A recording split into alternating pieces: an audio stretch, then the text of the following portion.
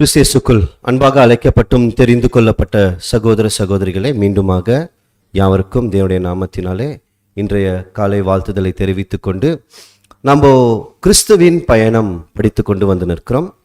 அந்த வரிசையில் கடந்த பாகத்தில் ஏற்கனவே நம்ம புழுவை குறித்து படிச்சிருக்கிறோம். ஞாபகம் இருக்குங்களா? தோலா பார்த்தோம். அந்த புழுவை நசுக்குன உடனே என்னதான் வரோம்னா ரத்தம் தான் வரும். அதோடைய தொடர்ச்சி தான் இன்னைக்கு பார்க்க போகிறோம். ஏன் தேவன் பழைய ஏற்பாட்டின் காலகட்டத்திலையும் கிறிஸ்துவோடைய காலகட்டத்திலையும் ரத்தத்தை கேட்டாரு. இதை கேட்ட உடனே நிறைய பேர் எப்படிதான் அநேகர் நினைச்சுக்கிறாங்கன்னா, பழைய ஏற்பாட்டில் தேவன் ரொம்ப கொடுமை உள்ளவர் போல இருக்கிறாரோ, புதிய ஏற்பாட்டு காலகட்டத்தில் கிறிஸ்துவுக்கு பின்பதாக ரொம்பவும் சாந்தமாயிட்டாரு. ஏன் ரத்தம்? ஏன்னா இன்னைக்கு அநேக விக்கிரக வழிபாட்டை செய்து நிற்கிறவர்களும் எதைதான் பயன்படுத்துறாங்க அவங்களுடைய வழிபாட்டுக்குள்ளனா ரத்தம். அப்போ அவர்களுடைய வழிபாட்டுக்கும் பழைய ஏற்பாட்டில் தேவன் கேட்ட ரத்தத்துக்கும் என்ன வித்தியாசம்? ரெண்டுமே ஒன்னா? கேள்வி புரியுதுங்களா? ஏன் கேட்கணும் அப்படின்றது தான் இன்னைக்கு நம்ம போகணும். ஆனால் இந்த பாடத்தோடைய தலைப்பு ஏன் நம்ம ரத்தத்தின் அடிப்படையில் படிக்கணும், அந்த தலைப்பில் ஏன் பார்க்கணும்? வேற நிறைய இருக்குமே அப்படின்னா, இயேசு கிறிஸ்து நம்ம என்னவா மாறணும்னு விரும்புகிறார்?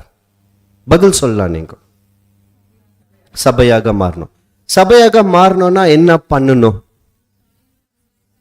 அவர் சாயல்ல போகணும். அவர் சாயல்ல போனோம்னா ஜெயிக்கணுமா தோக்கணுமா? ஜெயிக்கணும். அப்ப ஜெயிக்கணும்னா எது தேவை? வசனத்தை நம்ம வாசிக்கலாம். வெளிப்படுத்தல் 12ஆம் அதிகாரம் 11ஆம் வசனம். மரணம் நேரிடுகிறதா இருந்தாலும் அதற்கு தப்பும்படி தங்கள் ஜீவனையும் பாராமல் ஆட்டுக்குட்டியின் இரத்தத்தினாலும் தங்கள் சாட்சியின் வசனத்தினாலும் அவனை ஜெயித்தார்கள். புரியுதுங்களா? தங்களுடைய ஜீவனை பாராமல் அவனை ஜெயித்தார்கள். அந்த அடுத்த வார்த்தைகளுக்கு வரலாம். எவனை ஜெயித்தார்கள்? சாத்தான். ஏன்னா மேல அவனை பத்தி தான் பேசியிருக்கோம். அப்ப அவனை ஜெயிக்கணும்னா எது தேவைப்பட்டதா? ரத்தம். புரியுதுங்களா? யாருடைய ரத்தம்? ஆட்டுக்குட்டியாருடைய ரத்தமும் அவர்களுடைய சாட்சியின் வசனம். இது நம்ம பின்னாடி இன்னைக்கு நான் பார்க்கலாம். ஆனா ஜெயிக்கணும்னா எது தேவைப்படுதா? ரத்தம். அப்ப நம்ம இன்னைக்கு எதுக்கு வந்திருக்கிறோம்? ஜெயிக்கிறதுக்கு வந்திருக்கிறோம். அப்ப ஜெயம் கொள்ளுகிறவன் எவனோ அப்படிதான் வெளிப்படுத்தின விசேஷத்துல பேசினே இருக்குவார். அப்ப ஜெயிக்கணும்னா எது அவசியம்னு பார்த்தீங்கன்னா இயேசு கிறிஸ்துவின் ரத்தம். இந்த தலைப்பின் கீழே தான் இன்னைக்கு நம்ம படிக்க போறோம். எபிரேய வார்த்தையில ரத்தத்துக்கு என்ன சொல்லப்பட்டிருக்கோன்னு பார்த்தீங்கன்னா, இந்த மாதிரி டாம் அப்படின்னு சொல்லப்படுற ஒரு வார்த்தை. அதுக்கான அர்த்தம் என்னான்ட்டு உங்களுக்கு நான் அங்கேயே போட்டிருக்கிறேன். முதல் அர்த்தம் லைஃப் ஃபோர்ஸ். இந்த லைஃப் ஃபோர்ஸ்லேருந்து வந்த வார்த்தை தான் ஆத்மா, சோல்.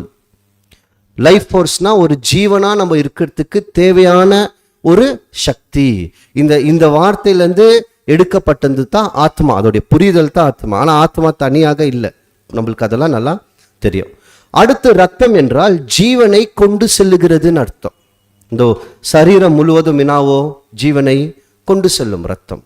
ரத்தம் ஒரு சரீரத்திலேருந்து வெளியேறிச்சுன்னா அந்த மனுஷன் ஆயிடுவாரு, செத்து போயிடுவார். அப்போ மரணத்துக்காக ஊத்தப்படுறதுக்கு பேரும் கூட ரத்தம் தான். வேதத்தில் முதல் தேவன் ரத்தம் என்ற வார்த்தையை எங்க பயன்படுத்தினார்? முதல் நீங்க ஏதேன் தோட்டத்திலிருந்து பார்க்கணும். முதல் அந்த வார்த்தையை எங்க பயன்படுத்தினார்? ரெண்டுமே கரெக்ட் தான். ஆனா நம்மளுக்கு நேரடியான அந்த வார்த்தை வர இடம் எதுன்னு பார்த்தீங்கன்னா ஆபேல் கிட்ட தான் வரும். முதல் அந்த ரத்தம் என்ற வார்த்தையே வேதாகமத்துல எங்க தான் பதிவாக்கப்பட்டிருக்குன்னா ஆபேலோடைய சம்பவம். ஆனா அந்த சம்பவத்துல அவர் வேற மாதிரி பேசியிருக்குவார். அதாவது ரத்தம் பயன்படுத்துவாரு, ஆனா ரத்தம் பேசுறத போல பேசுவார். அந்த வசனத்தை வாசிக்கலாம். ஆதியாகமம் 4ஆம் அதிகாரம் 10ஆம் வசனம்.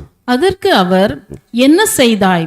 உன் சகோதரனுடைய இரத்தத்தின் சத்தம் பூமியிலிருந்து என்னை நோக்கி கூப்பிடுகிறது. எப்படி சகோதரனுடைய ரத்தத்தின் சத்தம் கூப்பிட முடியும்? ரத்தம் தனியா பேசுமா? ரத்தமுக்கு ஜீவன் இருக்கு. அதாவது ரத்தத்துக்கு ஜீவன் இல்லை. நல்லா புரிஞ்சுக்கோங்க. மாம்சத்தின் உயிர் ரத்தத்தில் இருக்கு. அதுதான் சொல்ல வருவாரு. அப்ப நம்ம உயிரோட இருக்கணும்னா அந்த உயிர் எதுல இருக்குன்னா ரத்தத்துல இருக்கு. ரத்தம் தானாக தனியாக உயிரோட இல்லை. ரெண்டுத்துக்கும் வித்தியாசம் புரியணும். அப்ப எப்படி ரத்தம் கூப்பிடும்? எப்படி ரத்தம் பேசும்? எப்படி பேசும்? அதுக்கு வாய் இருக்கா? அப்படின்னா இது எபிரேயர்கள் பயன்படுத்துகிற, நான் ஆங்கிலத்தில் சொல்லிட்டு உங்களுக்கு தமிழில் சொல்கிற கோர்ட் ரூம் லாங்குவேஜ்னு அர்த்தம். அதாவது ஒரு வழக்கை நீங்கள் பதிவு செய்து நீதிமன்றத்துக்கு போனீங்கன்னா அந்த நீதிமன்றத்தில் சில விதமான ஸ்லாங் மொழிகளை பயன்படுத்துவாங்க அங்கே அந்த இடத்துல மட்டும். அப்போ எபிரேயர்களுக்கு இது என்ன நல்லா புரியுதுன்னு பார்த்தீங்கன்னா, தேவன் இப்போ நீதியை கேட்குறாரு. அதாவது ரத்தம் தானா கூப்பிடாது, ரத்தம் சிந்தப்பட்டதுக்கான நீதி எங்கன்னு சொல்லி அந்த ரத்தம் சொல்லுது அப்படின்ட்டு தேவன் பேசுவார். அதாவது ரத்தம் தனியாக கூப்பிடலாங்க, இப்போ ரத்தம் சிந்தப்பட்டுதான் அதுக்கு நீதியை செலுத்தணும்னு சொல்லி கூப்பிடப்படும். இதுதான் வேதத்தில் முதல் ரத்தம்னு பயன்படுத்தப்பட்ட வார்த்தை.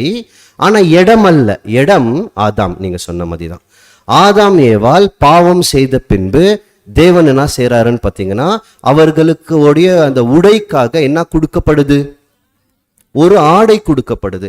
அந்த ஆடை வரணும்னா மிருகம் ஏதாவது ஒன்று சாகணும். நம்மளுக்கு என்ன சொல்லப்படலைன்னா, ஆதாம் போய் மிருகத்தை கொலை செய்தாருன்னு சொல்லல, தேவனே கொடுத்தாருன்னு சொல்லப்பட்டிருக்கோம்.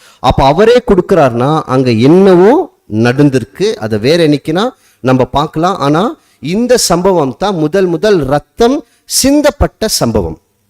ஆனா திருப்பி நம்மளுக்கு மீண்டும் கேள்வி, எதற்காக தேவன் ரத்தத்தை கேட்டாரு? அவ்வளோ கொடுமை உள்ளவரா? எப்போ பாரு ரத்தம் ஒன்றும் இல்லை. தேவன் அன்பாகவே இருக்கிறாரா? எப்பத்துல இருந்து? ஆதியில இருந்து. அன்பா இருக்கிற கடவுள் உங்களை மன்னிச்சிடுன்னு சொல்லி மன்னிக்கலாமே, ஏன் ரத்தத்தை எடுத்துருவான்னு சொன்னாரு? அன்பு என்ன பண்ணோம்? இப்ப நம்ம பிள்ளைகள் தவறு செஞ்சுட்டாங்க, நம்ம அன்பு செய்யறோம், அவங்கள மன்னிச்சிடுறோமா? அவங்க மன்னிப்புன்னு கேட்ட உடனே ஏன் இந்த மாதிரி நம்மளை பெற்றெடுத்த அப்பா நம்மளை மன்னிக்கிறதுக்கு முடியல? அன்பு இருக்கே அவர்கிட்ட, தேவன் அன்பாவே இருக்கிறாருன்னு இருக்கே. ஆமா, அன்பு எந்த அளவுக்கு இருக்கோ தேவனுக்கு அந்த அளவுக்கு நீதியும் இருக்கு. அவருடைய நீதியை பத்தி நம்மளுக்கு சொல்லும் போது உபாகமம் 32 அதிகாரம் 4 அவர் கண்மலை, அவர் கிரியை உத்தமமானது. அவர் கிரியை உத்தமமானதுன்னா என்ன அர்த்தங்க? உத்தமமானதுன்னா ரைச்சஸ் தான். அவர் என்ன பண்ணாரோ அது சரியான நேர்மையா தான் இருக்கும். உத்தமமானது. அவர் வழிகள் எல்லாம் நியாயம். அவர் நியாயத்தை தவிர வேற அநியாயத்தை செய்வே மாட்டார். அவருடைய வழிகள் எல்லாம் நியாயம்.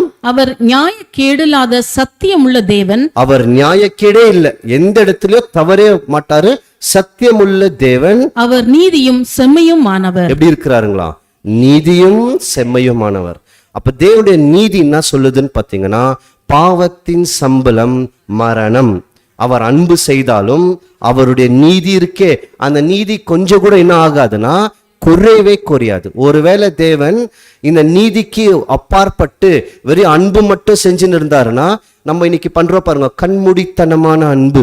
நம்ம என்ன அன்பு செய்யறோன்னே தெரியாது. எந்த அளவுக்கு நம்ம அன்பு செஞ்சிருக்கோம்னா சில நேரத்தை நம்ம வெக்கப்பட்டு போற அளவுக்கு கண்மூடித்தனமான அன்பு. அந்த அன்புல ஞானமும் நீதியும் இருக்கான் தேவன். அதனால தான் வித்தியாசம் வேறுபடுது. அப்போ அவருடைய அன்புல என்ன இருக்குன்னு பார்த்தீங்கன்னா நீதி இருக்கு. இப்போ ஆதாம் தவறு செஞ்சுட்டாரா? நம்ம எல்லாருமே தப்பு செய்யறோமா? பழைய ஏற்பாட்டுல இருந்து எல்லாருமே தவறு செய்யறாங்களா? அப்போ அந்த தவறுக்கான நீதி இருக்குது பாருங்க, அந்த நீதிக்கு பதில் கொடுக்கணும். புரியுதா? புரியலைங்களா? ஏன் தேவன் ரத்தத்தை கேட்டார்? இன்னும் வரல. எப்படி இருக்கிறார் அவரு? நீதி உள்ள தேவன். பாவத்தின் சம்பளம் மரணம். இப்போ நம்ம தப்பு பண்ணிட்டோம், அதனால நம்ம என்ன ஆகணும்? சாகணும். பாவத்தின் சம்பளம் மரணம், செத்து போனோம். ஆனா தேவன் எப்படி இருக்கிறாரு? நீதி. நீதி மட்டுமா? அன்பும் இருக்கு.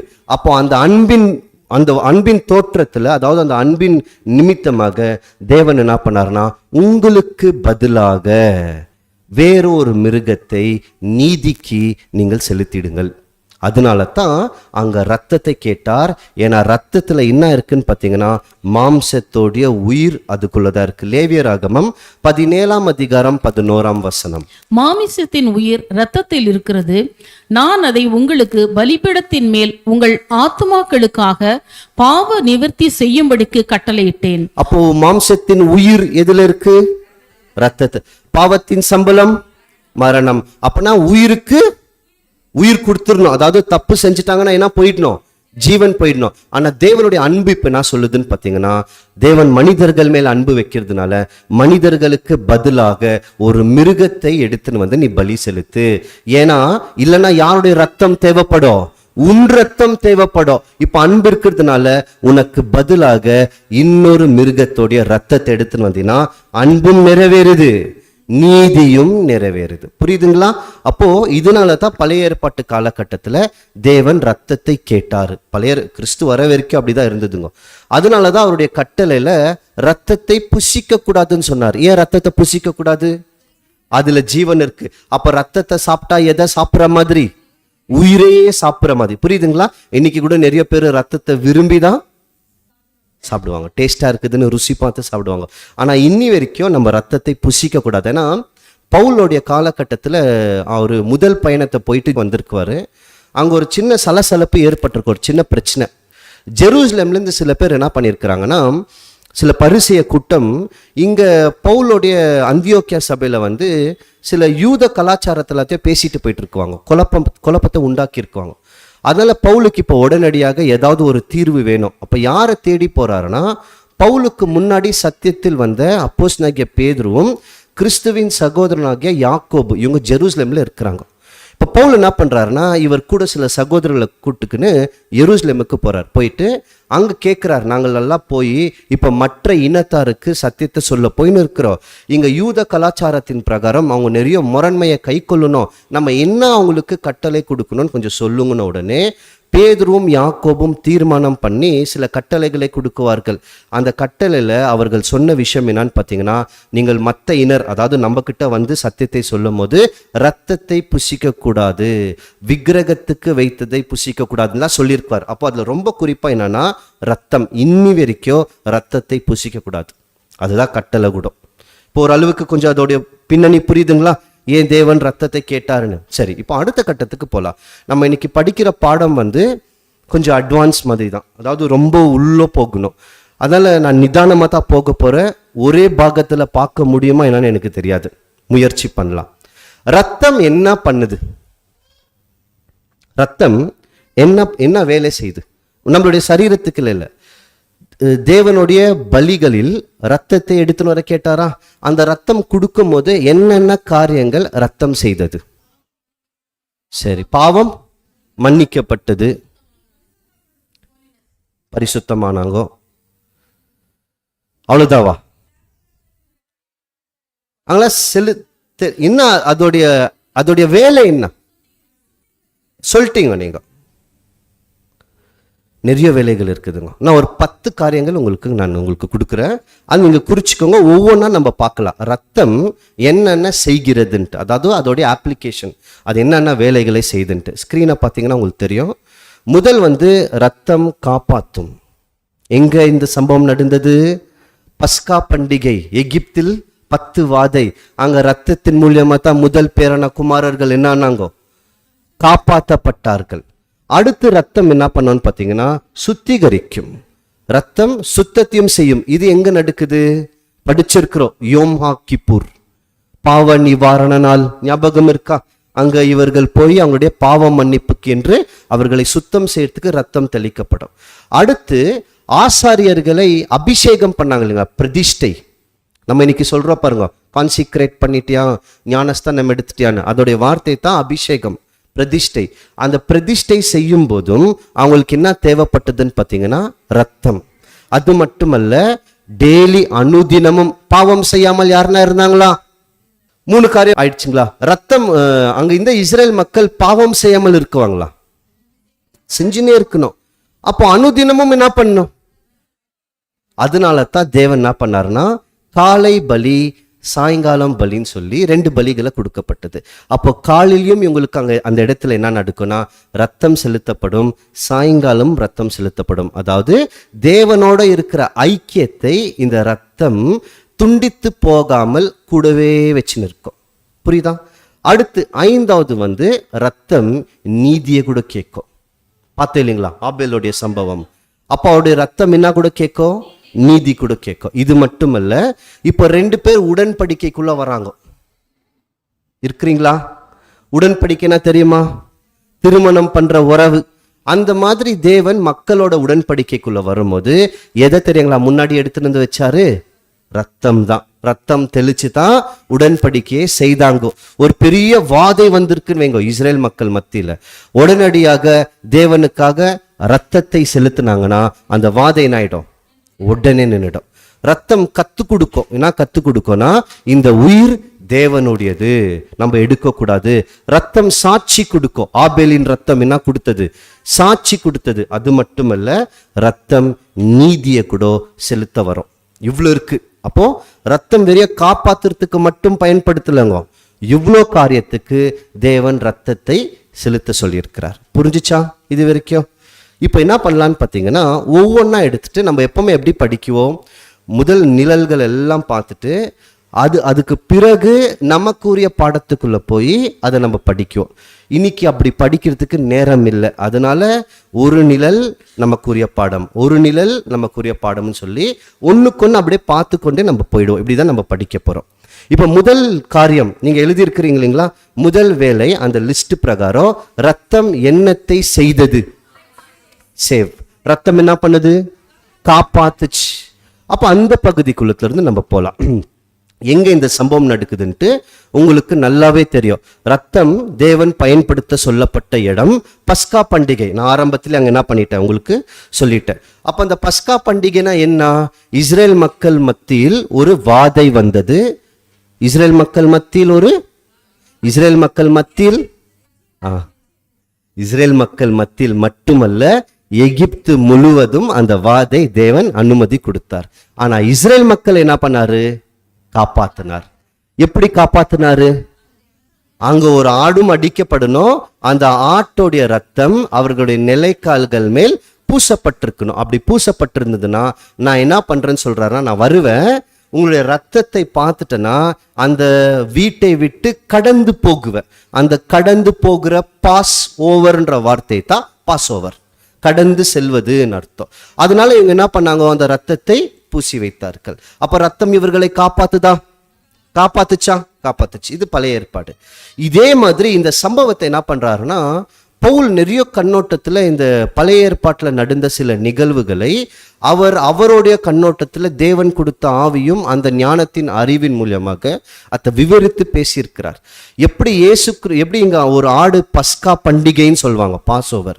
இங்க பஸ்கா பண்டிகையுடைய ஆட்டோடைய ரத்தத்தினால அங்க இருக்கிற முதல் தளிச்சென் பிள்ளைகள் காப்பாற்றப்பட்டாங்களோ, இந்த ஆட்டை எடுத்துன்னு வந்து அப்போஸ்தலனாகிய பவுலும் பேசிட்டு அந்த ஆடை யாருக்குன்னு சொல்வாருன்னு பார்த்தீங்கன்னா இயேசு கிறிஸ்துன்னு சொல்வார். வசனத்தை வாசிக்கலாம். 1 கொரிந்தியர் 5:7. ஆகையால் நீங்கள் புளிப்பில்லாதவர்களாய் இருக்கிறபடியே புதிதாய் பிசைந்த மாவாய் இருக்கும்படிக்கு பழைய புளித்த மாவை புறம்பே கழித்து போடுங்கள். ஏனெனில் நம்முடைய பஸ்காவாகிய கிறிஸ்து நமக்காக பலியிடப்பட்டிருக்கிறாரே. அப்போ யார் பலியிடப்பட்டிருக்கிறாரு? கிறிஸ்து பலியிடப்பட்டாருன்னா யார் காப்பாற்றப்படணும்? தளிச்சன் பிள்ளைகள் காப்பாற்றப்படணும். நம்ம தளிச்சன் பிள்ளைகளா? எப்படிங்க சொல்றீங்க நம்ம தளிச்சன் பிள்ளைன்ட்டு? நாம தளிச்சன் பிள்ளையா? எந்த வசனம்? நிறைய இருக்கு. வசனங்களை என்ன பண்ணுங்கன்னு பார்த்தீங்கன்னா, அதை படிக்கிற சில வசனங்களை ஞாபகம் வைத்து கொள்ளணும். ஏன்னா இதெல்லாம் மூல உபதேசம். இது நம்மளுக்கு உடனடியாக எடுத்து சொல்ற மாதிரி இருக்கணும். இப்ப இயேசு கிறிஸ்து தான் பலியானாருன்னு சொல்லிட்டாரு. அங்க ஒரு ஆடு பலியாகி ரத்தத்தின் மூலியமாக அங்க காப்பாற்றப்பட்டாங்கன்னா, இங்க கிறிஸ்து பலியாகி நாமும் கூட காப்பாற்றப்பட்டிருக்கணுமா? எதுல இருந்து காப்பாற்றப்பட்டிருக்கணும்? மரணம். ஆனா மரணம் வர்றதுக்கு முன்னாடி நம்ம மேல என்ன தெரியுங்களா இருந்தது? தேவனுடைய கோபாக்கினை இருந்தது. அந்த கோபாக்கினில இருந்து நம்மள முதல் அவர் ரட்சிக்கணும். அதுக்கு ரத்தத்தை பயன்படுத்துறார். இன்னைக்கு நிறைய வசனம் தான். வாசனத்தை வாசிக்கலாம். ரோமர் 5:9. இப்படி நாம் அவருடைய இரத்தத்தினாலே நீதிமான்கள் ஆக்கப்பட்டிருக்க. இப்போ யாருடைய ரத்தத்தினாலே? கிறிஸ்துவோடைய ரத்தத்தினாலே நீதிமான்கள் ஆக்கப்பட்டிருக்கிறோம். கோபாக்கினைக்கு நீங்களாக அவராலே நாம் ரட்சிக்கப்படுவது எதுல இருந்து நம்ம ரட்சிக்கப்படுறோம்? கோபாக்கினை. என்ன இது கோபாக்கினை? கோபாக்கினைனா என்ன? ஆங்கிலத்துல காட்ஸ் கண்டம்னேஷன் இருக்கும். என்ன இது கோபாக்கினை? தேவன் என்றென்றைக்கும் கோபமா இருக்க மாட்டார். இதுனா கோபாக்கினை. நம்முடைய அக்கிரமத்துக்கு தக்கதாக அவர் தண்டிக்கவில்லை. அப்போ இது நான் கோபாக்கினை எப்போ வந்தது? இந்த கோபாக்கினை நம்ம மேல எப்போ வந்தது? எப்போ தெரியுங்களா வந்துச்சு? ஆதாம் தாங்க. வாசிக்கலாம் பாருங்க, ரோமர் அதே பவுல் சொல்றார் 5ஆம் அதிகாரம் 18ஆம் வசனம். ஆகையால் ஒரே மீறுதலினாலே எல்லா மனுஷருக்கும் ஆக்கினைக்கு ஏதுவான தீர்ப்பு உண்டானது போல. ஆக்கினைக்கு ஏதுவான தீர்ப்பு, இதுதாங்க அந்த கோவாக்கினை. நம்ம மேல என்ன வந்திருக்குன்னு பாத்தீங்கன்னா, ஒரே மனுஷனுடைய மீறுதல். யார் அந்த ஒரு மனுஷனுடைய மீறுதல்? ஆதாமுடைய மீறுதல்னால முழு மனித குலத்துக்கும் என்ன வந்திருக்குதுன்னா, தேவனுடைய ஆக்கினை தீர்ப்பு வந்திருக்கு. இப்ப இந்த ஆக்கினை தீர்ப்புல இருந்து காப்பாத்தணும்னா யாருடைய ரத்தம் தேவைப்படுது? கிறிஸ்துவின் ரத்தம் தேவைப்படுச்சு. அப்போ ரத்தம் நம்மள முதல் என்ன பண்ணுதுன்னு பார்த்தீங்கன்னா பாருங்க, நம்ம எல்லாம் இன்னைக்கு சொல்றோம் இயேசு, இன்னைக்கு நிறைய பேர் சொல்லுவாங்க இயேசு கிறிஸ்துவின் ரத்தம் ஜெயம். அந்த ரத்தம் செய்யற வேலையை நான் புரிஞ்சுக்கணும். எப்படி தேவன் நம்மளை இந்த ரத்தத்தை வைத்து காப்பாத்துறாரு, என்னென்னத்துக்கு பயன்படுத்துறாரு? வெறிய காப்பாத்துறதுக்கு மட்டும், அந்த காப்பாத்துறது முதல் வேலை மட்டும்தான். ஆனா அந்த ரத்தத்துல வேற என்ன கூட இருக்கு? நியாய தீர்ப்பு கூட அதுக்குள்ள ஒளிஞ்சுன்னு இருக்கு. அப்ப முதல் நம்ம தேவன் என்ன பண்றாருன்னா காப்பாத்துறார். இயேசு கிறிஸ்துடைய ரத்தத்தை கொண்டு அவருடைய கோபாக்கினிலிருந்து நம்மளை தப்புவிக்கிறார். எது அந்த கோபாக்கினை? மனிதர்கள் மேல் வந்த ஒரு ஆக்கினை தீர்ப்பு. அந்த ஆக்கினை தீர்ப்பு என்ன? மரணம். புரியுதுங்களா? அப்ப அதுல இருந்து அவர் காப்பாத்திட்டார். இப்போ அடுத்து இந்த ரத்தம் யார் மேல தெளிக்கப்பட்டது? அந்த ரத்தம் அங்க பழைய ஏற்பாட்டுல காப்பாற்றப்பட்டாங்கன்னு சொல்லுது இல்லைங்களா? யாரை காப்பாத்துச்சு? தலிச்சின் பிள்ளைகளை காப்பாத்தினது. அப்போ நம்மள கூட காப்பாத்துதுன்னா அப்ப நம்ம யாரா இருக்கிறோம்னு அவருடைய பார்வையில தெரியுங்களா? நம்ம தலிச்சின் பிள்ளைகளா இருக்கிறோமா?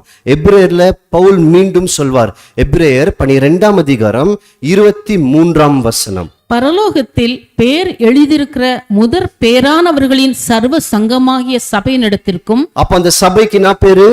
பரலோகத்தில் பேர் எழுதப்பட்ட முதல் பேரான சர்வ சங்கம், சங்கமாகிய சபை. இப்ப சபை யாருன்னு பாத்தீங்கன்னா முதல் பேர். நாம சபைக்குள்ள இருந்தா நாம யாரா இருக்குவோம்? முதல் பேரானவர்களா இருக்கும். அதனாலதான் அவங்க மரணம் அவர்களை மேற்கொள்ளாது. இயேசு கிறிஸ்து இந்த வார்த்தையை சொல்லியிருப்பார். ஆபிரகாமுடைய ஆசீர்வாதம் ஞாபகம் இருக்குங்களா? ஆபிரகாமுக்கு தேவன் ஆசீர்வாதத்தை கொடுக்கும் போது 3 ஆசீர்வாதத்தை சொல்வாரு.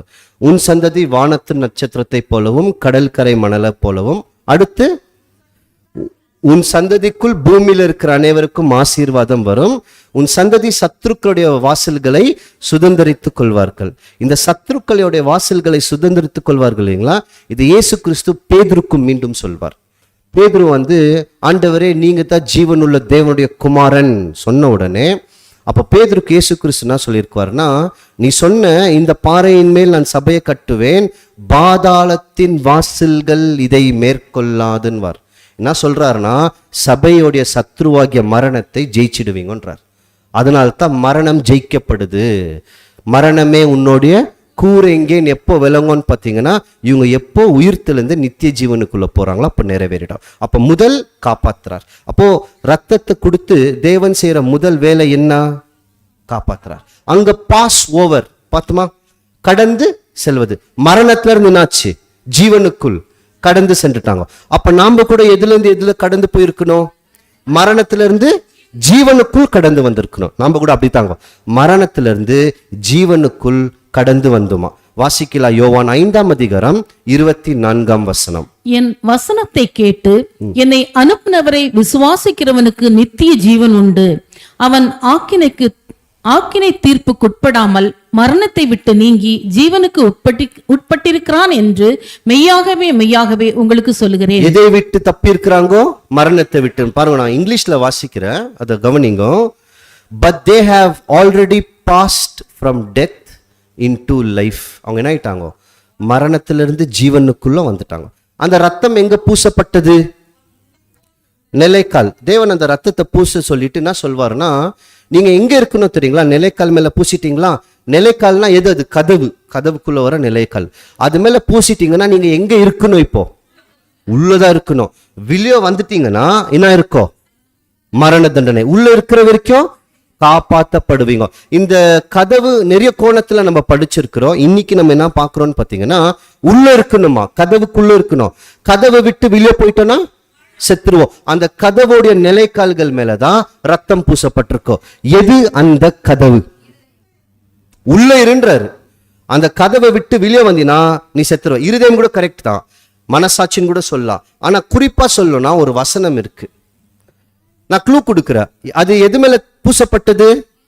வாசல். வாசல். வாசல் எது மேல பூசப்பட்டது? வாசல். வாசலுக்குள்ள இருந்தா சாக மாட்டோம், வாசலை விட்டு வெளியே வந்தா செத்துருவோம். யார் அந்த வாசல்? நானே வாசல், ஐ ஆம் த டோர் சொல்றாரா? அப்போ இயேசு கிறிஸ்து தான் அந்த ரத்தத்தை உடையவர்.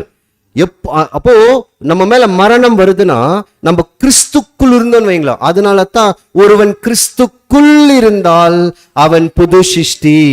உங்கள் ஜீவன் கிறிஸ்துவுக்குள் தேவனுக்குள் மறைந்திருக்கிறது. அப்ப நம்ம எதுக்குள்ள போயிட்டோம்னு பாத்தீங்கன்னா வாசலுக்குள் போயிட்டோம். அப்போ மரணம் வரும்போது எதை பார்க்கிறாருன்னு பாத்தீங்கன்னா கிறிஸ்துவை பார்க்கிறார். கிறிஸ்து நிமித்தமாக அந்த மரணம் கடந்து போகுது. புரியுதுங்களா? நம்ம உள்ள இருந்தா, அதாவது கிறிஸ்துக்குள் இருந்தால் மரணம் வராது. கிறிஸ்துவை விட்டு வெளியே வந்துட்டோம்னா, கிறிஸ்து விட்டு வெளியே வருமா, வருது இல்லையா? சரி, வருமா இல்லையான்றது ஒரு சின்ன க்ளூ கொடுக்கலாம். ஞாயிற்றுக்கிழமை 2 மணி நேரம் இங்க பயபக்தியா இருக்கிறோமா? நான் எப்பவுமே சொல்றது உண்டு. நாளைய தினமானா கூட வேணாம், இன்னைக்கு வீட்டுக்கு போயிட்ட உடனே சாயங்காலம் இதே பயபக்தி தொடர்ந்து இருக்கிறதா, அல்லது நம்ம உலக சிந்தனைக்குள்ள போயிடுமா? கிறிஸ்துக்குள்ள இருக்கிறோமா, விட்டு வெளியே வருமா? என்ன, பாதி கால் உள்ளோ பாதி கால் வெளியவா? அப்போ வெளியே வருமா? அப்போ வெளியே வரும்னா என்ன அர்த்தம்? வெளியே வந்துட்டா என்ன நடக்கும்? மரணம். நம்ம அடிக்கடி இப்படிதாங்க வாழ்ந்துன்னு இருக்கிறோம், கொஞ்சம் உள்ளோ கொஞ்சம் வெளியோன்ட்டு வாழ்க்கையே இப்படிதான் நம்ம சுத்தின்னு இருக்கிறோம். ஆனா இவங்களுக்கு கொடுக்கப்பட்ட முக்கியமான ஒரு கட்டளை என்னன்னு பார்த்தீங்கன்னா, நீங்க உள்ளதான் இருக்கணும். உள்ள விட்டு வெளியே மட்டும் வந்துட்டீங்கன்னா உங்களுக்கு என்ன ஆயிடும்? மரணம் தான். நாம கூட என்ன பண்ணக்கூடாது? இல்ல, போகவே கூடாது. இது முதல் காரியம். முதல் காரியம். ரெண்டாவது கவனிங்க.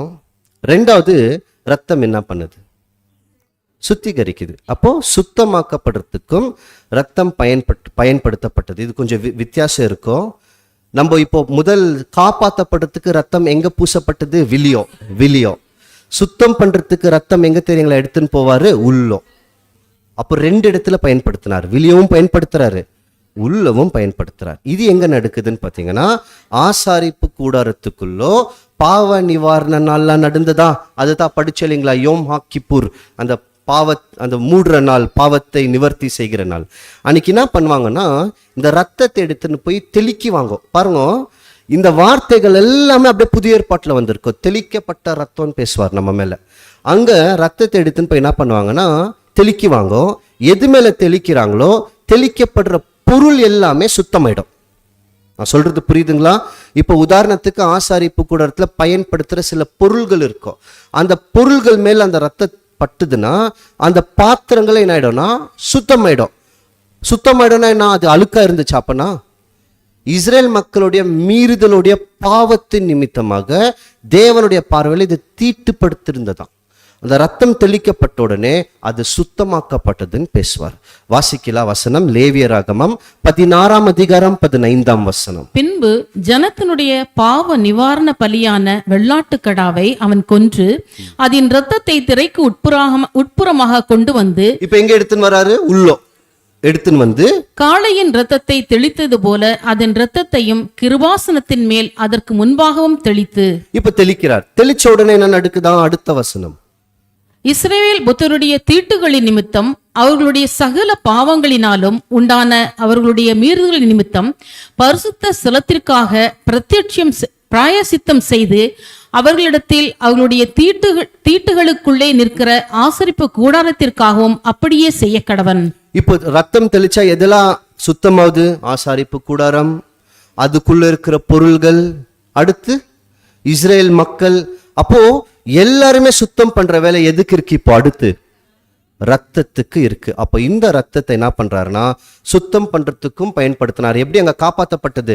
இங்க ஆசாரிப்பு கூடாரம் உள்ள இருக்கிற பரிசுத்த ஸ்தலம், பரிசுத்த ஸ்தலத்துல இருக்கிற பலிபீடம், பலிபீடத்தை வைக்கப்பட்ட சில பாத்திரங்கள், இஸ்ரேல் சமூகம் எல்லாருமே என்ன பண்ணுது? இந்த ரத்தம் சுத்தம் பண்ணுது. கரெக்டா? புரிஞ்சுன்னு வருதுங்களா? தூக்கம் வருதா? இல்ல, சரி. ஏன்னா பலிகளுக்குள்ள போனாலே கொஞ்சம் பதட்டம் தான் எனக்கே. புதிய ஏற்பாடுல சில உவமைகள், கதை மாதிரியெல்லாம் சொல்லும் போது நல்லா நீங்க முழிச்சுன்னு தான் இருக்கிறீங்க, கேட்டுக்கிறேன் நான். சரி, ஏன்னா வசனம் நிறைய இருக்கு, அவ்வளவுதான். இன்னொரு வசனத்தை வாசிக்கலாம். லேவியராகமம் 16ஆம் அதிகாரம் 33ஆம் வசனம். எது சுத்தம் பண்ணுதுன்னு பாருங்க. பரிசுத்த ஸ்தலத்திற்கும், பரிசுத்த ஸ்தலம், ஆசரிப்பு கூடாரம், பலிபீடம் பிராயசித்தம் செய்து ஆசாரியருக்காகவும் ஆசாரியன் சபையின் சகல ஜனங்கள். புரியுதுங்களா? 5 பக்கத்தையும் இது என்ன பண்ணுதுன்னு பாத்தீங்கன்னா சுத்தமாக்குது. அப்ப ரத்தம் காப்பாற்றுறதுக்கும் பயன்படுத்தப்பட்டது, சுத்திகரிக்கும் பயன்படுத்தப்படுது. இந்த ரத்தத்தை முதல் எடுத்துன்னு போய் ஜனங்கள் மேல் தெளிக்க மாட்டாங்க. உள்ளோ அங்க கிருபாஸ்தல பெட்டி இருந்தது, தேவனுடைய கப்போரேட்ன்றது மர்சி சீட்டு, அந்த 2 கேருபீன்கள் இருக்கும், அதுக்கு மத்தியில தான் முதல் என்ன பண்ணுவாங்கன்னா அந்த ரத்தத்தை தெளிக்குவாங்க. இப்போ நல்லா கவனிங்க. இப்போ நாம வந்துட்டுமா உள்ளோ? அங்க என்னன்னா சுத்தமாக்கப்பட்டது? பரிசுத்த ஸ்தலம், ஆசாரிப்பு கூடாரம், பலிபீடம், ஆசாரியர்கள், சமூகம். இன்னைக்கு எடுத்து பாருங்க, 5ம் நம்மளுக்குள்ள வைக்கப்பட்டிருக்கோம். நீங்களே தேவனுடைய ஆலயம். அப்ப எல்லாமே உள்ள வந்துருச்சு. நமக்காக ஒரு பலிபீடம் வைக்கப்பட்டிருக்கு. இன்னைக்கு நம்ம ஆசாரியர்களா அழைக்கப்பட்டிருக்கிறோம், ஜனங்களாக இருக்கிறோம். அப்ப யாரை சுத்தமாக்குறதுக்கு இந்த ரத்தம் பயன்படுத்தப்படுது? நம்மையும் என்ன பண்றாரா? காப்பாத்திட்டார். அப்ப பாருங்க, ஒவ்வொன்னா செய்யறாரு. நம்ம என்ன நினைக்கிறோம்னா ரத்தம் வெறிய காப்பாத்துறதுக்கு மட்டும்னு. முதல் வேலை தேவன் காப்பாத்துறார். காப்பாத்தின பின்பு என்ன செய்யணும்? ஜனங்களை சுத்தமாக்கணும். அப்ப அடுத்த ப்ராசஸ்க்குள்ள நம்மள வழி நடத்துறாரு. அடுத்து என்ன செய்யறாருன்னு பாத்தீங்கன்னா கிறிஸ்துவின் ரத்தத்தை கொண்டு நம்மளை சுத்தமாக்குறாரா? எப்படி தெரியுங்களா? மனசாட்சியை சுத்தமாக்குறாரா. வசனத்தை 2 வசனத்தை வாசிக்கலாம். 1 யோவான் 1ஆம் அதிகாரம் 7ஆம் வசனம். அவர் ஒளியில் இருக்கிறது போல நாமும் ஒளியிலே நடந்தால் ஒருவரோடு ஒருவர் ஐக்கியப்பட்டிருப்போம். அவருடைய குமாரனாகிய இயேசு கிறிஸ்துவின் ரத்தம் சகல பாவங்களையும் நீக்கி நம்மை சுத்திகரிக்கும். என்ன பண்ணா? இயேசு கிறிஸ்துவின் ரத்தம் சகல பாவங்கள் நீங்கி நம்மளை சுத்திகரிக்குதா? எப்படி சுத்திகரிக்குது? எப்படி? நம்ம மனசாட்சி இருக்குது பாருங்க, மனசாட்சிக்கு கொடுக்கிறாரா தேவன். அதாவது உணர்வுள்ள இருதயம், அதுக்கு பேர் தான் மனசாட்சி. அந்த உணர்வுள்ள இருதயம் என்ன சொல்லுதுன்னு பாத்தீங்கன்னா, கிறிஸ்து நமக்காக பலியாயிருக்கிறாரு, அவருடைய பாவங்களுடைய நிமித்தமாக நம்ம மன்னிக்கப்பட்டிருக்கிறோம். மீண்டும் மீண்டும் இந்த தவறை விரும்பி நேசிச்சு பண்ணாத, அல்லது தப்பு பண்ணும் போது ஒரு சின்ன முள்ளுமதி குத்தம் நம்ம மனசுல வந்து இது தப்பு, இது மீறுதல், இது நம்ம செய்யக்கூடாதுன்னு அந்த மனசாட்சி சுத்தமாகணும்னா உணர்வுள்ள இருதயம் தேவை. அந்த உணர்வுள்ள இருதயத்தை தேவன் கிறிஸ்துவோட ரத்தத்தை கொண்டு கொடுத்தாரா. எபிரேயர்ல பவுல் பேசுவார் திருப்பி. எபிரேயர் 10ஆம் அதிகாரம் 22ஆம் வசனம். மனசாட்சி நீங்க தெளிக்கப்பட்ட இருதயம் உள்ளவர்களாயும். தெளிக்கப்பட்ட, அந்த தெளிக்கப்பட்டன்ற வார்த்தை இருக்குது பாருங்க, நான் இங்கிலீஷ்ல படிக்கிறேன். என்ன இருக்குன்னு பாத்தீங்கன்னா ஸ்பிரிங்கிள்டு வித் கிரைஸ்ட் பிளட். அதாவது கிறிஸ்துவோடைய ரத்தத்தை எடுத்து என்ன பண்ணிருக்கிறாங்க? தெளிச்சிருக்கிறாங்க. இது அப்படியே கவனிங்க. ஆசாரிப்பு கூடாரத்துக்குள்ள ரத்தம் எல்லாத்துமேலே ஊத்துனாங்களா, தெளிச்சாங்களா? தெளிச்சாங்க. அப்ப நம்மளுடைய மனசாட்சி மேல கூட கிறிஸ்து தேவன் என்ன பண்றாருன்னு பாத்தீங்கன்னா சுத்தமுள்ள மனசாட்சியில கிறிஸ்துவோடைய ரத்தத்தை வச்சு தெளிக்கிறார். அப்பதான் மனசாட்சி என்னாவதுன்னா சுத்தமாவது. அப்படியே தொடர்ந்து வாசிங்க சிஸ்டர். உண்மையுள்ள இருதயத்தோடும் விசுவாசத்தின் பூரண நிச்சயத்தோடும் சேர கடவோம். இப்ப எப்படி சேருன்றாரு? உண்மை உள்ள இருதயம் எப்படி இருக்கணும்? உண்மை உள்ளதா இருக்கணும். இப்ப 2 வேலை முடிஞ்சுச்சா? காப்பாத்தினாரா? அடுத்து என்ன பண்ணாரு? சுத்திகரிச்சிட்டார். இப்ப சுத்தம் பண்ணிட்டு மேல அடுத்து என்ன செய்யணும்? அவரு அபிஷேகம் பண்ணணும். அபிஷேகம்னா என்னன்னு பாத்தீங்கன்னா தனியா பிரிக்கிறது. புரியுதுங்களா? இது பழைய ஏற்பாட்டு காலகட்டத்துல இந்த பிரதிஷ்டை செய்யறது, அபிஷேகம் பண்றது பாருங்க 3வது பகுதிக்குள்ள வந்திருக்கிறோம். இன்னைக்கு 5 தான் பார்க்க போறோம், 10 முடியாது, 5 தான். இப்ப 3வதுக்குள்ள இருக்கிறோம். இப்ப இந்த பிரதிஷ்டை செய்யறதுன்னா என்ன செய்வாங்கன்னா ஆசாரியர்களை தனியா பிரிக்குவாங்க. இப்ப அது ஆசாரியர்கள் பிரதிஷ்டை செய்யணும். பிரதிஷ்டை செய்யும் போது ரத்தமும் எண்ணெய் 2மே எடுக்குவாங்க. இதை என்ன பண்ணுவாங்கன்னா அந்த ஆசாரியனுடைய வலது காது அது மேல பூசுவாங்க. இது படிச்சிருக்கிற ஞாபகம் இருக்கா உங்களுக்கு? ஒரு பழைய பாடம், லேவியின் புத்திரர்களின் சுத்திகரிப்புன்ட்டு. காதுல, வலது காதுல அந்த ரத்தம் பூசப்படும். வலது கையில இருக்கிற கட்டை விரல் மேல அந்த ரத்தத்தை போடுவாங்க. வலது காலில் இருக்கிற கட்டை விரல் மேல திருப்பி என்ன செய்வாங்கன்னு பார்த்தீங்கன்னா அந்த ரத்தம் தேக்கப்படும். அப்படி நடந்ததுன்னா என்ன அர்த்தம்னா, இந்த மனிதன் எனக்காக தனியாக பிரிச்செடுக்கப்பட்டவர். இவர் என்ன மீண்டும் செய்யக்கூடாது, உலக மாதிரி உலக கலாச்சாரத்துக்குள் போகக்கூடாது. நான் என்ன சொல்றேனோ அதன்படி தான் என்ன பண்ணணும், கேட்கணும். இதோட சின்ன புரிதல் நான் உங்களுக்கு சொல்றேன். தேவனு கிட்ட இருக்கிறது சந்தோஷமா இல்ல சோகமா? சந்தோஷமா? யாருங்க சோகம்? சரி, பார்க்கலாம். சந்தோஷம், எல்லாருமே சந்தோஷம் சொல்லியாச்சா? இப்போ அடுத்த கேள்வி, நாம சூரியன் பக்கத்துல போனா என்ன நடக்கும்? எரிஞ்சிடுவோம். தேவன் பட்சிக்கிற அக்னி. இப்ப சொல்லுங்க, நம்ம பக்கத்துல இருக்கிறது சந்தோஷமா சோகமா? என்ன தெரியுங்களா அதோடைய அர்த்தம்? தேவன் கிட்ட இருக்கிறது சந்தோஷம் தான். ஆனா தப்பு பண்ணா முதல் தண்டனை வாங்குறது யார் கிட்ட இருக்கிறாங்களோ அவங்க தான் முதல் வாங்குவாங்க. ஏன்னா அவங்க தான் பரிசுத்தமா இருக்கணும். அப்போ சூரியன் கிட்ட எந்த பொருள் போனாலும் சுட்டெரிச்சிடும், ஒரு பொருளை தவிர. சூரியனுக்கிட்ட எது போனாலும் சுட்டெரிச்சிடும், ஒன்ன தவிர. நெருப்பு. நெருப்பு கிட்ட நெருப்பு எடுத்துன்னு போனீங்கன்னா அந்த நெருப்பு என்னாவாது, போய் சேர்ந்துரும். அதனால தான் கிறிஸ்து சொல்லும் போது ராஜ்யத்தின் பிள்ளைகள் அவருடைய ராஜ்யத்துல சூரியனை போல இருப்பார்கள்னு பேசுவார். ஏன் சூரியனை போல இருக்குவாங்கன்னா, இவங்களும் நெருப்பா வெளிச்சமா மாறி வெளிச்சத்துக்கிட்ட போய் சேர்ந்துருவாங்க. அப்பதான் இவங்க சுட்டெரிக்க முடியாது. இவங்க வேற எப்படி போனாலும் எரிஞ்சிடுவாங்க. அப்ப தேவன்கிட்ட போய் இவங்க சேரணும்னா இவங்க யாரா மாறணும்? அவர் நெருப்பு வெளிச்சமா இருக்கிறாருன்னா இவங்க யாரா மாறணும்?